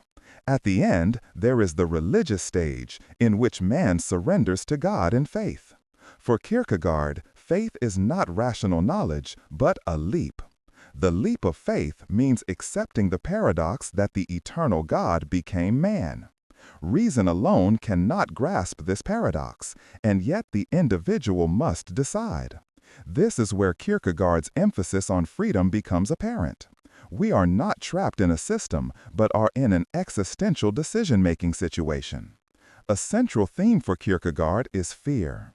Fear is not simply fear of something specific, but the experience of freedom itself. When I stand on a cliff, I fear not only the abyss, but also the possibility that I might jump. So fear is the flip side of freedom. It shows that I have a choice, that I am responsible. Kierkegaard's philosophy was profoundly Christian, but at the same time revolutionary. He brought up themes that were only taken up in the 20th century by existentialists such as Heidegger, Sartre, or Camus: fear, freedom, decision, subjectivity. While Schopenhauer saw suffering as the basic structure of life, Kierkegaard emphasized responsibility and the relationship with God. Both Schopenhauer and Kierkegaard broke with the tradition of the system. They did not focus on the whole, not on absolute reason, not on the world spirit, but on concrete life, suffering, fear, decision. In doing so, they paved the way for new currents of philosophy that were to flourish in the 19th and 20th century, from Marx to Nietzsche, from Freud to Sartre. Chapter 15. Karl Marx, Philosophy and Revolution. With Karl Marx, a thinker enters the stage who has shaped world history like no other. While many philosophers remained in the realm of theory for centuries, Marx combined thought and action in a unique way. For him, philosophy was not just an intellectual exercise, but a tool for changing society. His famous sentence is, "The philosophers have only interpreted the world differently. It is important to change it." In this spirit, Marx created a philosophy that was at once criticism, analysis, and political program. Karl Marx was born in Trier in 1818, in a time of profound upheaval. The Industrial Revolution had begun. Factories were shooting up in the cities of Europe, and with them new social problems arose: exploitation, poverty, unemployment. While a few capitalists amassed enormous wealth, most workers lived in catastrophic conditions. Marx studied in Bonn, Berlin, and Jena, and was intensively involved with philosophy, especially Hegel, but also with economics and history. Early on, he developed the urge not to leave his thinking in the ivory tower, but to put it at the service of social change. Hegel was an important starting point for Marx, but he also turned Hegel on its head. Hegel had understood history as the development of the spirit, as a process in which freedom and reason are realized. Marx adopted the idea of dialectics, i.e., development through contradictions, but he turned it into the material. It is not the spirit that drives history forward, but the material conditions of life, the relations of production. This view is called historical materialism. According to Marx, the modes of production, i.e., how people do business, work, and produce goods, determine the whole of society. In antiquity, it was the slave economy. In the Middle Ages, feudalism. In modern times, capitalism. Each of these forms generates certain social classes and conflicts. Under capitalism, it is the opposition between the bourgeoisie, the owners of the means of production, and the proletariat, the wage earners. For Marx, this class struggle is the engine of history. Marx analyzed capitalism down to the finest details in his main work, Capital. He described how surplus value is created. Workers sell their labor power, create value through their labor that is higher than the wage they receive. The difference is the capitalist's profit. Thus, the entire system is based on exploitation. Capitalism appears to be dynamic and productive. It is constantly revolutionizing technology and society, but at the same time, it carries contradictions that lead to crises. For Marx, it was clear: this system cannot exist forever. The working class, the proletariat, will rise up, take control of the means of production, and create a classless society, communism. This vision was not just utopia, but for Marx, a historical necessity that grew out of the internal contradictions of capitalism. Marx's thinking was not only economic, but also philosophical. Together with Friedrich Engels, he wrote the Communist Manifesto, which was published in 1848 and is still one of the most influential political writings in the world. In it, they call on the workers of all countries to unite. The manifesto is not only analysis, but also a passionate call for revolution. Another central idea in Marx is alienation. Even in his early writings, he described how work in capitalism alienates people from the product of their labor because they do not possess it, of the process of work because he has no control over it, of its own nature because it only functions as a cog in a machine, and from other people because competition and the pursuit of profit destroy relationships. In capitalism, man becomes a means instead of living as a free being for his own sake. Marx's philosophy was thus at the same time a critique of capitalism, a theory of history, and a vision of a new society. He combined economic analysis with a deep conviction that man is not destined to live in exploitation and alienation, but that he can realize his freedom in communal work. Of course, Marx was not without criticism. Many asked, can history really only be explained by economic conditions? Is communism really a necessary consequence? And what does it mean for the freedom of the individual when society determines everything? In the 20th century, Marx was interpreted in very different ways: as a prophet of the revolution, a social critic, an economist, and an ideologue. His ideas influenced political movements, but also led to totalitarian regimes that invoked him. This raises difficult questions to this day. What is really Marxist thought, and what are distortions of his successors? Regardless of this, Marx remains one of the most important philosophers of modernity. He has not only interpreted society, but also exposed its structures. His critique of capitalism still sounds surprisingly topical today, in times of globalization, growing inequality, and environmental crises. Terms such as capital, labor, class continue to shape our discussions. With Marx, philosophy finally enters the arena of politics. He embodied the conviction that thought is not neutral, but that it must take sides. In doing so, he marks a break with the tradition of philosophy as pure theory, and at the same time, the beginning of a current that still challenges thinking today, the question of how philosophy can intervene in the world in practice. But not only Marx, but also another thinker of the 19th century posed a huge challenge to philosophy, Friedrich Nietzsche. While Marx placed capitalism and society at the center of his critique, Nietzsche turned his gaze to morality, religion, and culture. His cry, "God is dead," reverberates to this day, and marks a radical upheaval in the history of thought. Chapter 16. Friedrich Nietzsche, The Will to Power and the Revaluation of All Values. Friedrich Nietzsche is one of the most dazzling and at the same time most radical philosophers of modern times. Hardly any other thinker has triggered so many misunderstandings, appropriations, and controversies. Some saw him as the destroyer of all values, others as the liberator of thought. One thing is certain. Nietzsche tore philosophy out of the tracks of traditional systems and raised questions that continue to have an impact today. His thinking is like lightning, garish, dangerous, enlightening. Nietzsche was born in 1844 in Recken near Leipzig. He studied philology, i.e. linguistics and classical studies, and became a professor in Basel at the age of 24, an astonishing career. But his health was weak, and he soon withdrew from academia. From then on, he lived as a freelance writer, often in solitude, plagued by illness, but filled with an urge to shake the foundations of European thought. One of his most famous slogans is, "God is dead."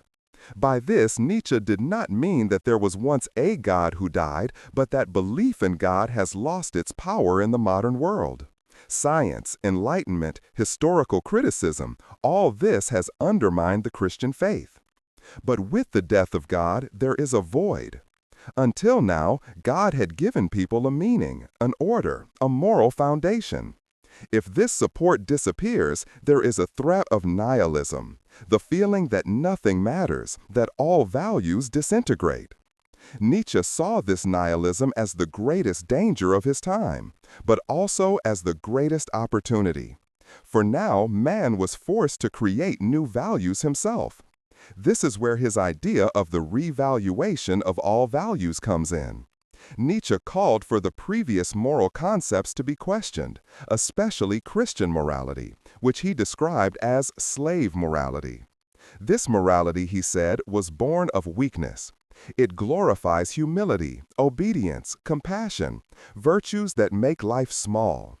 It is a reaction of the weak against the strong, a reversal of the original master morality, which valued pride, strength, and self-determination. Nietzsche did not simply want to abolish morality, but to rethink it. Instead of a morality of negation, there should be a morality of affirmation, one that affirms life in its fullness, even with its suffering, its hardness, its finiteness. In this context, he developed the image of the Superman. The Superman is not a biologically superior being, but a human being who has the courage to create his own values, independent of tradition and religion. It stands for self-overcoming, for creativity, for the power to shape one's own life. Another central idea of Nietzsche is the will to power. He understood it not only to mean political rule or violence, but a fundamental principle of life. All living things strive for development, for growth, for overcoming boundaries. The will to power is what drives life, what drives it forward. Here, too, it becomes apparent that Nietzsche did not understand life as something calm or harmonious, but as a constant struggle, a dynamic of forces. Closely related to this is the idea of eternal return. Nietzsche asked the question, what if we had to live our lives in such a way that we repeated them infinitely, exactly as it is? Would we despair of this, or would we gladly say yes? For Nietzsche, eternal recurrence is a touchstone.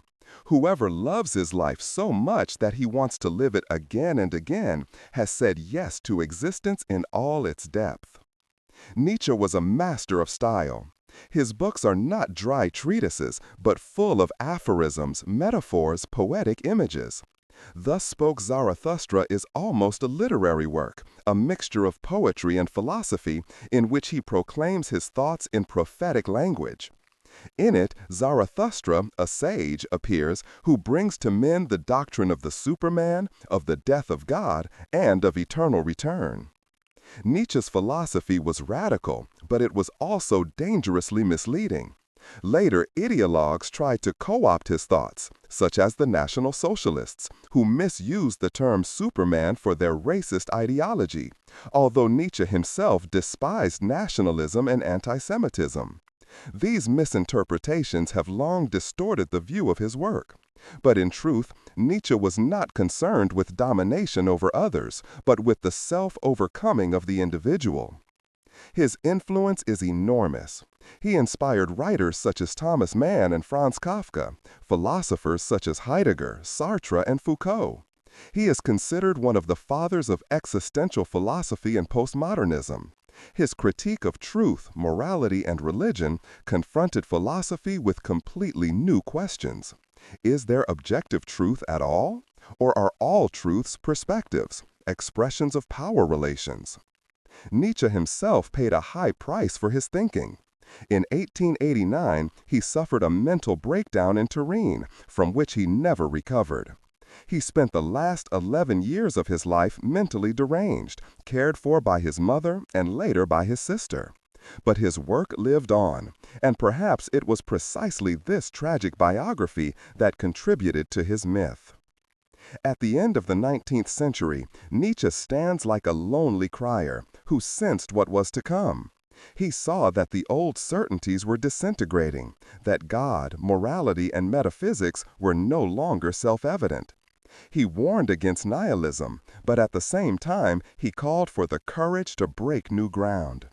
His message is uncomfortable, but liberating. Live your life, affirm it in its fullness, create your own values. After Nietzsche, philosophy entered the 20th century, a time in which the questions of being, meaning, freedom, and language were posed with new sharpness.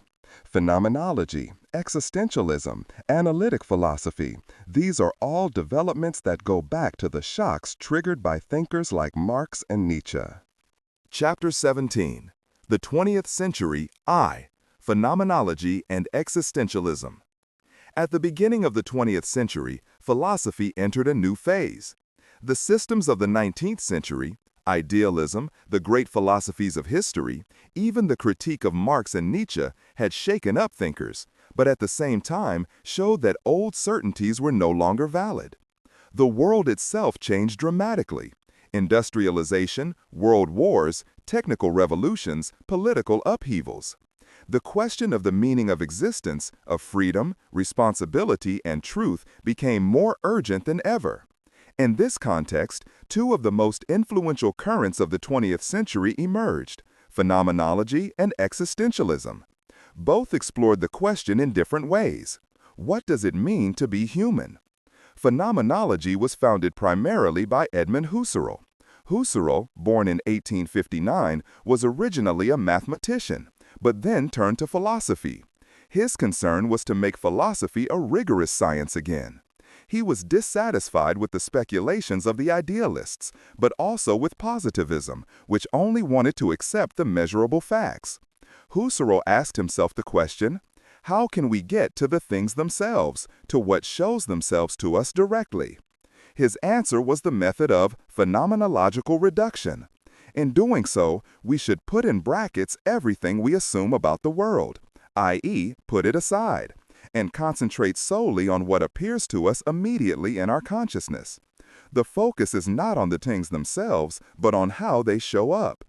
Husserl's famous sentence is, "To the things themselves." Philosophy is supposed to expose the structures of consciousness, the way we have experiences, how meanings arise. This method was a new beginning. It led to the fact that many later thinkers, from Heidegger to Merleau-Ponty, no longer understood consciousness, perception, experience as mere representations of an external world, but as active processes that create the world for us in the first place. One of Husserl's most important students was Martin Heidegger. He adopted phenomenology, but posed a new question, no longer about the structures of consciousness, but about being itself. His main work, Being in Time, from 1927, is one of the most influential books in philosophy of the 20th century. In it, Heidegger examines human existence, Dasein as he calls it, in its basic structure. He emphasized that man is always already being in the world. We are not isolated subjects looking at a world from the outside, but we always exist in relationships, in actions, in a concrete world. He analyzed terms such as worry, thrownness, and being to death. The awareness of death is particularly central to him. It shows us that our existence is finite, that we can live authentically in our own way, or lose ourselves in the man, in the anonymity of the masses, in what one does and thinks. Heidegger demanded that we relate to our own being, that we lead our lives in the awareness of its finiteness. Parallel to Heidegger, existentialism developed, which was strongly inspired by Kierkegaard and Nietzsche. He emphasized the freedom, the responsibility, and the absurdity of life. Existentialism became popular especially in France, especially through Jean-Paul Sartre and Albert Camus. Jean-Paul Sartre explained in his work Being in Nothingness that existence precedes essence. This means that man is there first. He exists, and only then does he define himself through his actions. There is no predetermined plan, no divine destiny, no fixed essence. Man is radically free, and at the same time, radically responsible. This freedom can be scary because it doesn't allow for an excuse. But it also opens up the possibility of consciously shaping one's own life. Albert Camus, on the other hand, spoke of the absurd. For him, the absurd results from the discrepancy between our desire for meaning and the mute, indifferent world. We long for order, for answers, but the world gives us none. What do we do in the face of this absurdity? Camus answered, "We must accept it without fleeing in despair or illusion." His symbol for this is the myth of Sisyphus, the man who rolls a boulder up the mountain only to have it roll down again, and yet says yes to his task. We must imagine Sisyphus as a happy man, Camus wrote. Existentialism was not only an academic current, but a cultural movement. Sartre, Camus, Simone de Beauvoir, they wrote novels, plays, essays that reached millions of people. They discussed in the cafes of Paris, and their ideas influenced politics, art, and literature.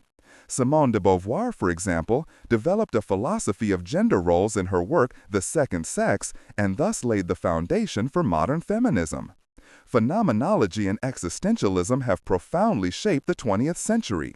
They place the human being at the center, not as an abstract subject, but as a concrete, living, finite being. They didn't ask for eternal systems, but for experience, for freedom, for responsibility. In a world shaken by wars, dictatorships, and crises, they offered a philosophy that spoke directly to life. At the same time, they prepared the ground for further developments. Phenomenology gave rise to thinkers who dealt with body, perception, and language.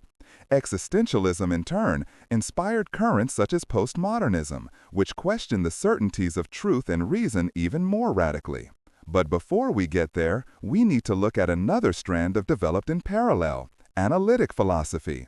While phenomenology and existentialism were mainly active in continental Europe, a movement emerged in England and later in the USA that focused on clarity of language and logic. It was to shape the thinking of the 20th century in a completely different way. Chapter 18. The 20th Century 2. Analytic philosophy and language criticism. While phenomenology and existentialism shaped philosophy on the European continent, a completely different current developed in the Anglo-Saxon world: analytic philosophy. It was born out of the desire for clarity, precision, and scientific rigor. Its proponents wanted to free philosophy from unclear terms, vague speculations, and dark metaphors. Instead, they relied on logic, language, and analysis. Philosophy was to become as exact as mathematics: sober, verifiable, clear. The roots of this movement lie in Gottlob Frege, a German logician of the late 19th century. Frege developed a new system of formal logic that went far beyond Aristotle and laid the foundation for modern mathematics and computer science. He showed that language and thought can be translated into precise symbols in order to avoid contradictions and ambiguities. Frege marked the beginning of a development that irrevocably changed philosophy. His ideas were taken up by thinkers such as Bertrand Russell and Alfred North Whitehead, who attempted to reduce all mathematics to logical foundations in their work Principia Mathematica. Russell was convinced that many philosophical problems are actually language problems, misunderstandings that arise because we use words unclearly or incorrectly. Philosophy, he believed, should resolve these confusions by analyzing concepts. Ludwig Wittgenstein, one of the most fascinating figures of the 20th century, also went in this direction. His first major work, the Tractatus Logo Philosophicus, was an attempt to show the limits of language. Wittgenstein wrote in short, concise sentences, almost like mathematical formulas. His basic idea was that language depicts the world, like a picture or a model. A sentence has meaning when it describes a possible fact in the world. Everything that cannot be expressed in clear sentences, metaphysics, ethics, religion, lies for Wittgenstein beyond what can be said. His famous last sentence is, "What you can't talk about, you have to keep quiet about." This early Wittgenstein shaped the so-called logical positivism, a movement that formed above all in the Vienna Circle. Philosophers such as Rudolf Carnap demanded that philosophy should be oriented towards the natural sciences. Only statements that are either logically provable or empirically verifiable are meaningful. Everything else, metaphysics, theology, speculation, they declared meaningless. But Wittgenstein himself later radically changed his view. In his later work, The Philosophical Investigations, he emphasized that language does not simply depict the world, but is used in a variety of language games. Words do not have their meaning through illustration, but through their use in everyday life. Philosophy should therefore not try to construct a perfect language, but to understand the actual diversity of our linguistic practices. In doing so, Wittgenstein opened up a new field, the philosophy of language as an analysis of our everyday thinking. At the same time, analytic philosophy continued to develop in the USA. Willard Van Arman Quine criticized the strict separation between analytical and synthetic judgments, which still came from Kant. For Quine, there are no perfectly certain truths independent of experience. All knowledge is part of a web of beliefs that is constantly checked and adapted by experience. Later, philosophers such as John Searle, Donald Davidson, or Saul Kripke took up the topics of language, meaning, reference, and consciousness. Kripke, for example, showed that names are not simply descriptive labels, but refer directly to objects. In doing so, he fundamentally changed the understanding of language. Another central field of analytic philosophy was the philosophy of mind. Here, the question arose, what is consciousness? Is the mind simply the brain, or is there something beyond the physical? Representatives such as Gilbert Ryle criticized the myth of the mind and wanted to understand mental states as behavioral dispositions. Others, such as Thomas Nagel, emphasized the riddle of consciousness. What is it like to be a bat? Asked Nagel, showing that there is a subjective perspective that cannot be described completely objectively. Analytic philosophy is very different from the continental tradition. It is sober, precise, often more technical. But it has had a great influence on many areas: linguistics, cognitive science, computer science, ethics. In applied philosophy, for example in political theory or bioethics, it still plays a central role today. In contrast, on the European continent, currents such as existentialism, phenomenology, and later postmodernism remained influential. But both traditions, the analytical and the continental, have a common goal: to gain clarity about how we can understand and act in the world. The criticism of language in the 20th century has taught us that many philosophical problems are not solved by large systems, but by precise reflection on our concepts. It has shown that language is not just a neutral tool, but determines the way we see the world. In doing so, she also prepared the ground for postmodernism, which asked even more radically: are there fixed meanings at all, or is language always a game of differences, without a definitive hold? Thinkers such as Derrida concept these questions and presented philosophy with completely new challenges. Chapter 19. Postmodernism and Critical Theory. The 20th century brought not only world wars, technical revolutions, and global upheavals, but also a profound uncertainty in thinking. While the Enlightenment and idealism had still believed in the progress of reason, it now became increasingly clear that reason alone does not protect against barbarism. The Holocaust, totalitarian regimes, atomic bombs, all this showed that rationality can also be misused for destructive purposes. Philosophers reacted to this with criticism, doubt, and new definitions. Two currents are particularly important in this context: critical theory and postmodernism. Both questioned modernist thinking, albeit in different ways. Critical theory emerged in the 1920s at the Institute for Social Research in Frankfurt, better known as the Frankfurt School. Its most important representatives were Max Horkheimer, Theodor W. Adorno, and later also Herbert Marcuse and Jürgen Habermas. The starting point was the realization that Marx's analysis of capitalism explained many things, but was not sufficient to understand the development of modern society. The working class did not rise automatically as Marx had thought, and culture played a greater role than he had assumed. The Frankfurt School combined Marx's social criticism with psychology, sociology, and cultural theory. Adorno and Horkheimer's work, Dialectic of Enlightenment, became particularly famous. In it, they analyzed how reason, which was originally intended for liberation, can itself become domination. Science, technology, and rationality create not only progress, but also new forms of control. They spoke of instrumental reason, a reason that only calculates means to an end, but forgets the question of meaning. Adorno and Horkheimer also criticized the culture industry. Films, radio, later television, all of this no longer produces real culture, but standardized entertainment that pacifies people. Instead of enlightenment, there is mass distraction. Instead of freedom, conformity. Their criticism still sounds relevant today when we think of social media, series formats, or consumer culture. Herbert Marcuse, another representative, became a leading figure in the student movement in the 1960s. In The One-Dimensional Man, he described how modern societies seem to offer freedom, but in reality determine all areas of life through consumption and technology.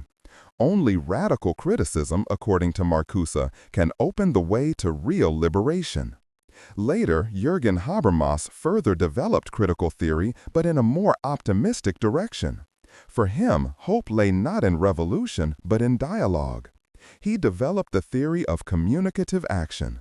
True reason is shown where people exchange arguments in free discussion, without coercion, without manipulation. According to Habermas, democracy thrives on this communicative rationality.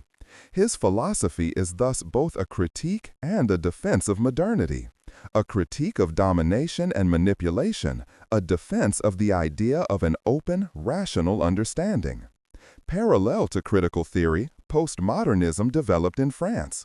While the Frankfurt School wanted to take modernism critically further, postmodern thinkers such as Michel Foucault, Jacques Derrida, and Jean-François Lyotard declared that the great narratives of modernism themselves had failed. Lyotard spoke of the end of the grand narratives. The idea that history necessarily leads to progress, that reason redeems humanity, that science brings the truth, all these narratives have lost their credibility. Instead, we live in a world of many small stories, many perspectives, without ultimate unity. Michel Foucault investigated how power and knowledge are connected. He showed that knowledge is never neutral, but always linked to power. In his studies on prisons, psychiatry, and sexuality, he showed how institutions standardize, monitor, and discipline people. Power works not only through violence, but through discourse, through what can be said and thought. In doing so, Foucault posed the question of freedom and self-determination anew. Jacques Derrida, on the other hand, developed deconstruction. He showed that texts never have a fixed, unambiguous meaning. Language thrives on differences, shifts, ambiguities. Every assertion already carries its own contradiction. Deconstruction means making these contradictions visible in order to reveal the hidden power structures behind seemingly clear concepts. Postmodernism was thus a philosophy of skepticism. Skepticism about truth, about fixed structures, about the idea that there is a universal reason or morality. Instead, she emphasized diversity, plurality, perspectives. For some, this was liberating, finally an end to coercion and dogma. For others, it was threatening. If everything is relative, how can we still find orientation? Critical theory and postmodernism therefore differ in many ways. Critical theory remains committed to the Enlightenment. It criticizes grievances, but holds on to the possibility of reason and emancipation. Postmodernism, on the other hand, doubts precisely these foundations and shows how much power and language determine our thinking. But what they both have in common is that after the catastrophes of the 20th century, they wanted to develop a philosophy that does not gloss over reality, but critically examine it. Today, both currents continue to have an effect. Critical theory inspires social movements, debates about democracy, justice, and communication. Postmodern philosophy influences cultural studies, literature, gender studies, art. Together, they show that philosophy is not a closed system, but a living process that responds to the challenges of the time. At the end of the 20th century, we were faced with a new question. If the great narratives have disintegrated, if truth and reason themselves are called into question, what can philosophy look like today? This question leads us into the 21st century, into an era in which globalization, technology, the environment, and new ethical challenges determine thinking. Chapter 20. Philosophy Today. Global Perspectives and New Challenges. Philosophy is more alive today than ever. It is no longer at the center of society, as it may have been in antiquity or the Enlightenment, but it has not lost its importance. On the contrary, in view of the challenges of the 21st century, climate change, globalization, digitalization, artificial intelligence, social inequality, the need for orientation, reflection, and criticism is greater than ever before. Philosophy has found new themes, new voices, and new forms. One of the big differences to the past is that philosophy today is no longer thought of exclusively in terms of Europe or the West. For centuries, tradition dominated from Greece to Rome, Christianity, the Enlightenment, and the modern age. But in the meantime, other traditions are also coming into focus. Indian, Chinese, African philosophies, indigenous worldviews. Globalization means not only economic exchange, but also intellectual encounter. In India, for example, thinkers are drawing on the old Vedanta or Buddhist traditions to address modern questions of the environment, ethics, or technology. In China, Confucianism is experiencing a rediscovery, not only as a political ideology, but also as an ethical orientation. How can community succeed without suppressing individual freedom? In Africa, there is a lot of debate about the philosophy of Ubuntu, I am because we are, which understands humans as part of a community. Such ideas enrich the global philosophical discourse and show that there are many ways to think about people, the world, and meaning. Another important field is ethics in the face of new technologies. Artificial intelligence, biotechnology, robotics, all of these raise questions that did not exist in the past. Are we allowed to intervene in the genetic material? How do we deal with machines that make decisions? Who is responsible when algorithms discriminate or when autonomous weapons are used?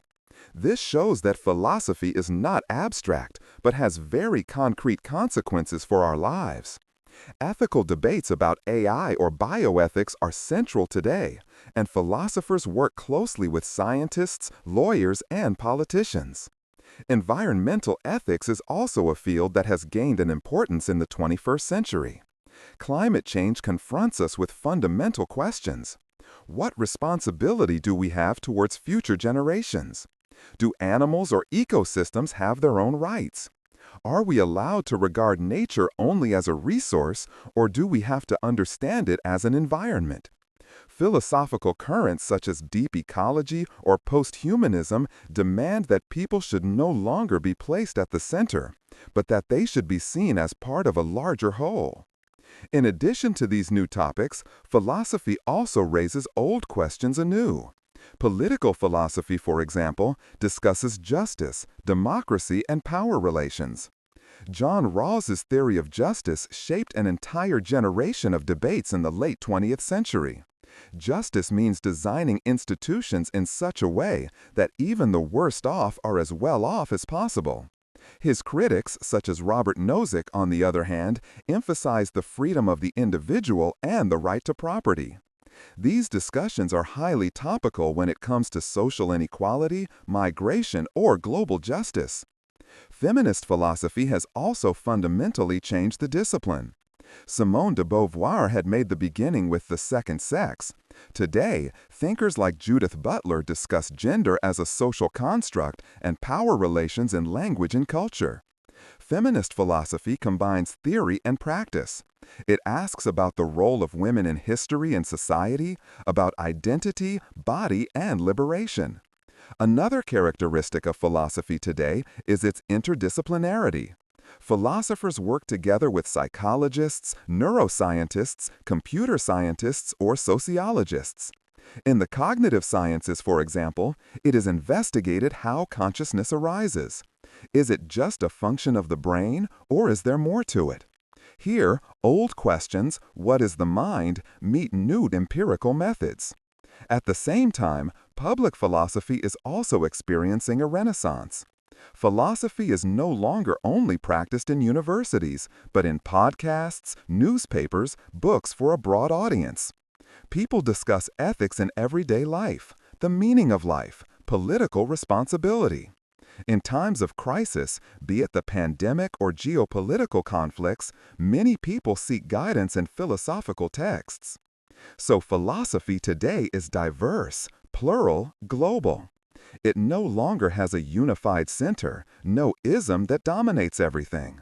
Some see it as a weakness, others as a strength.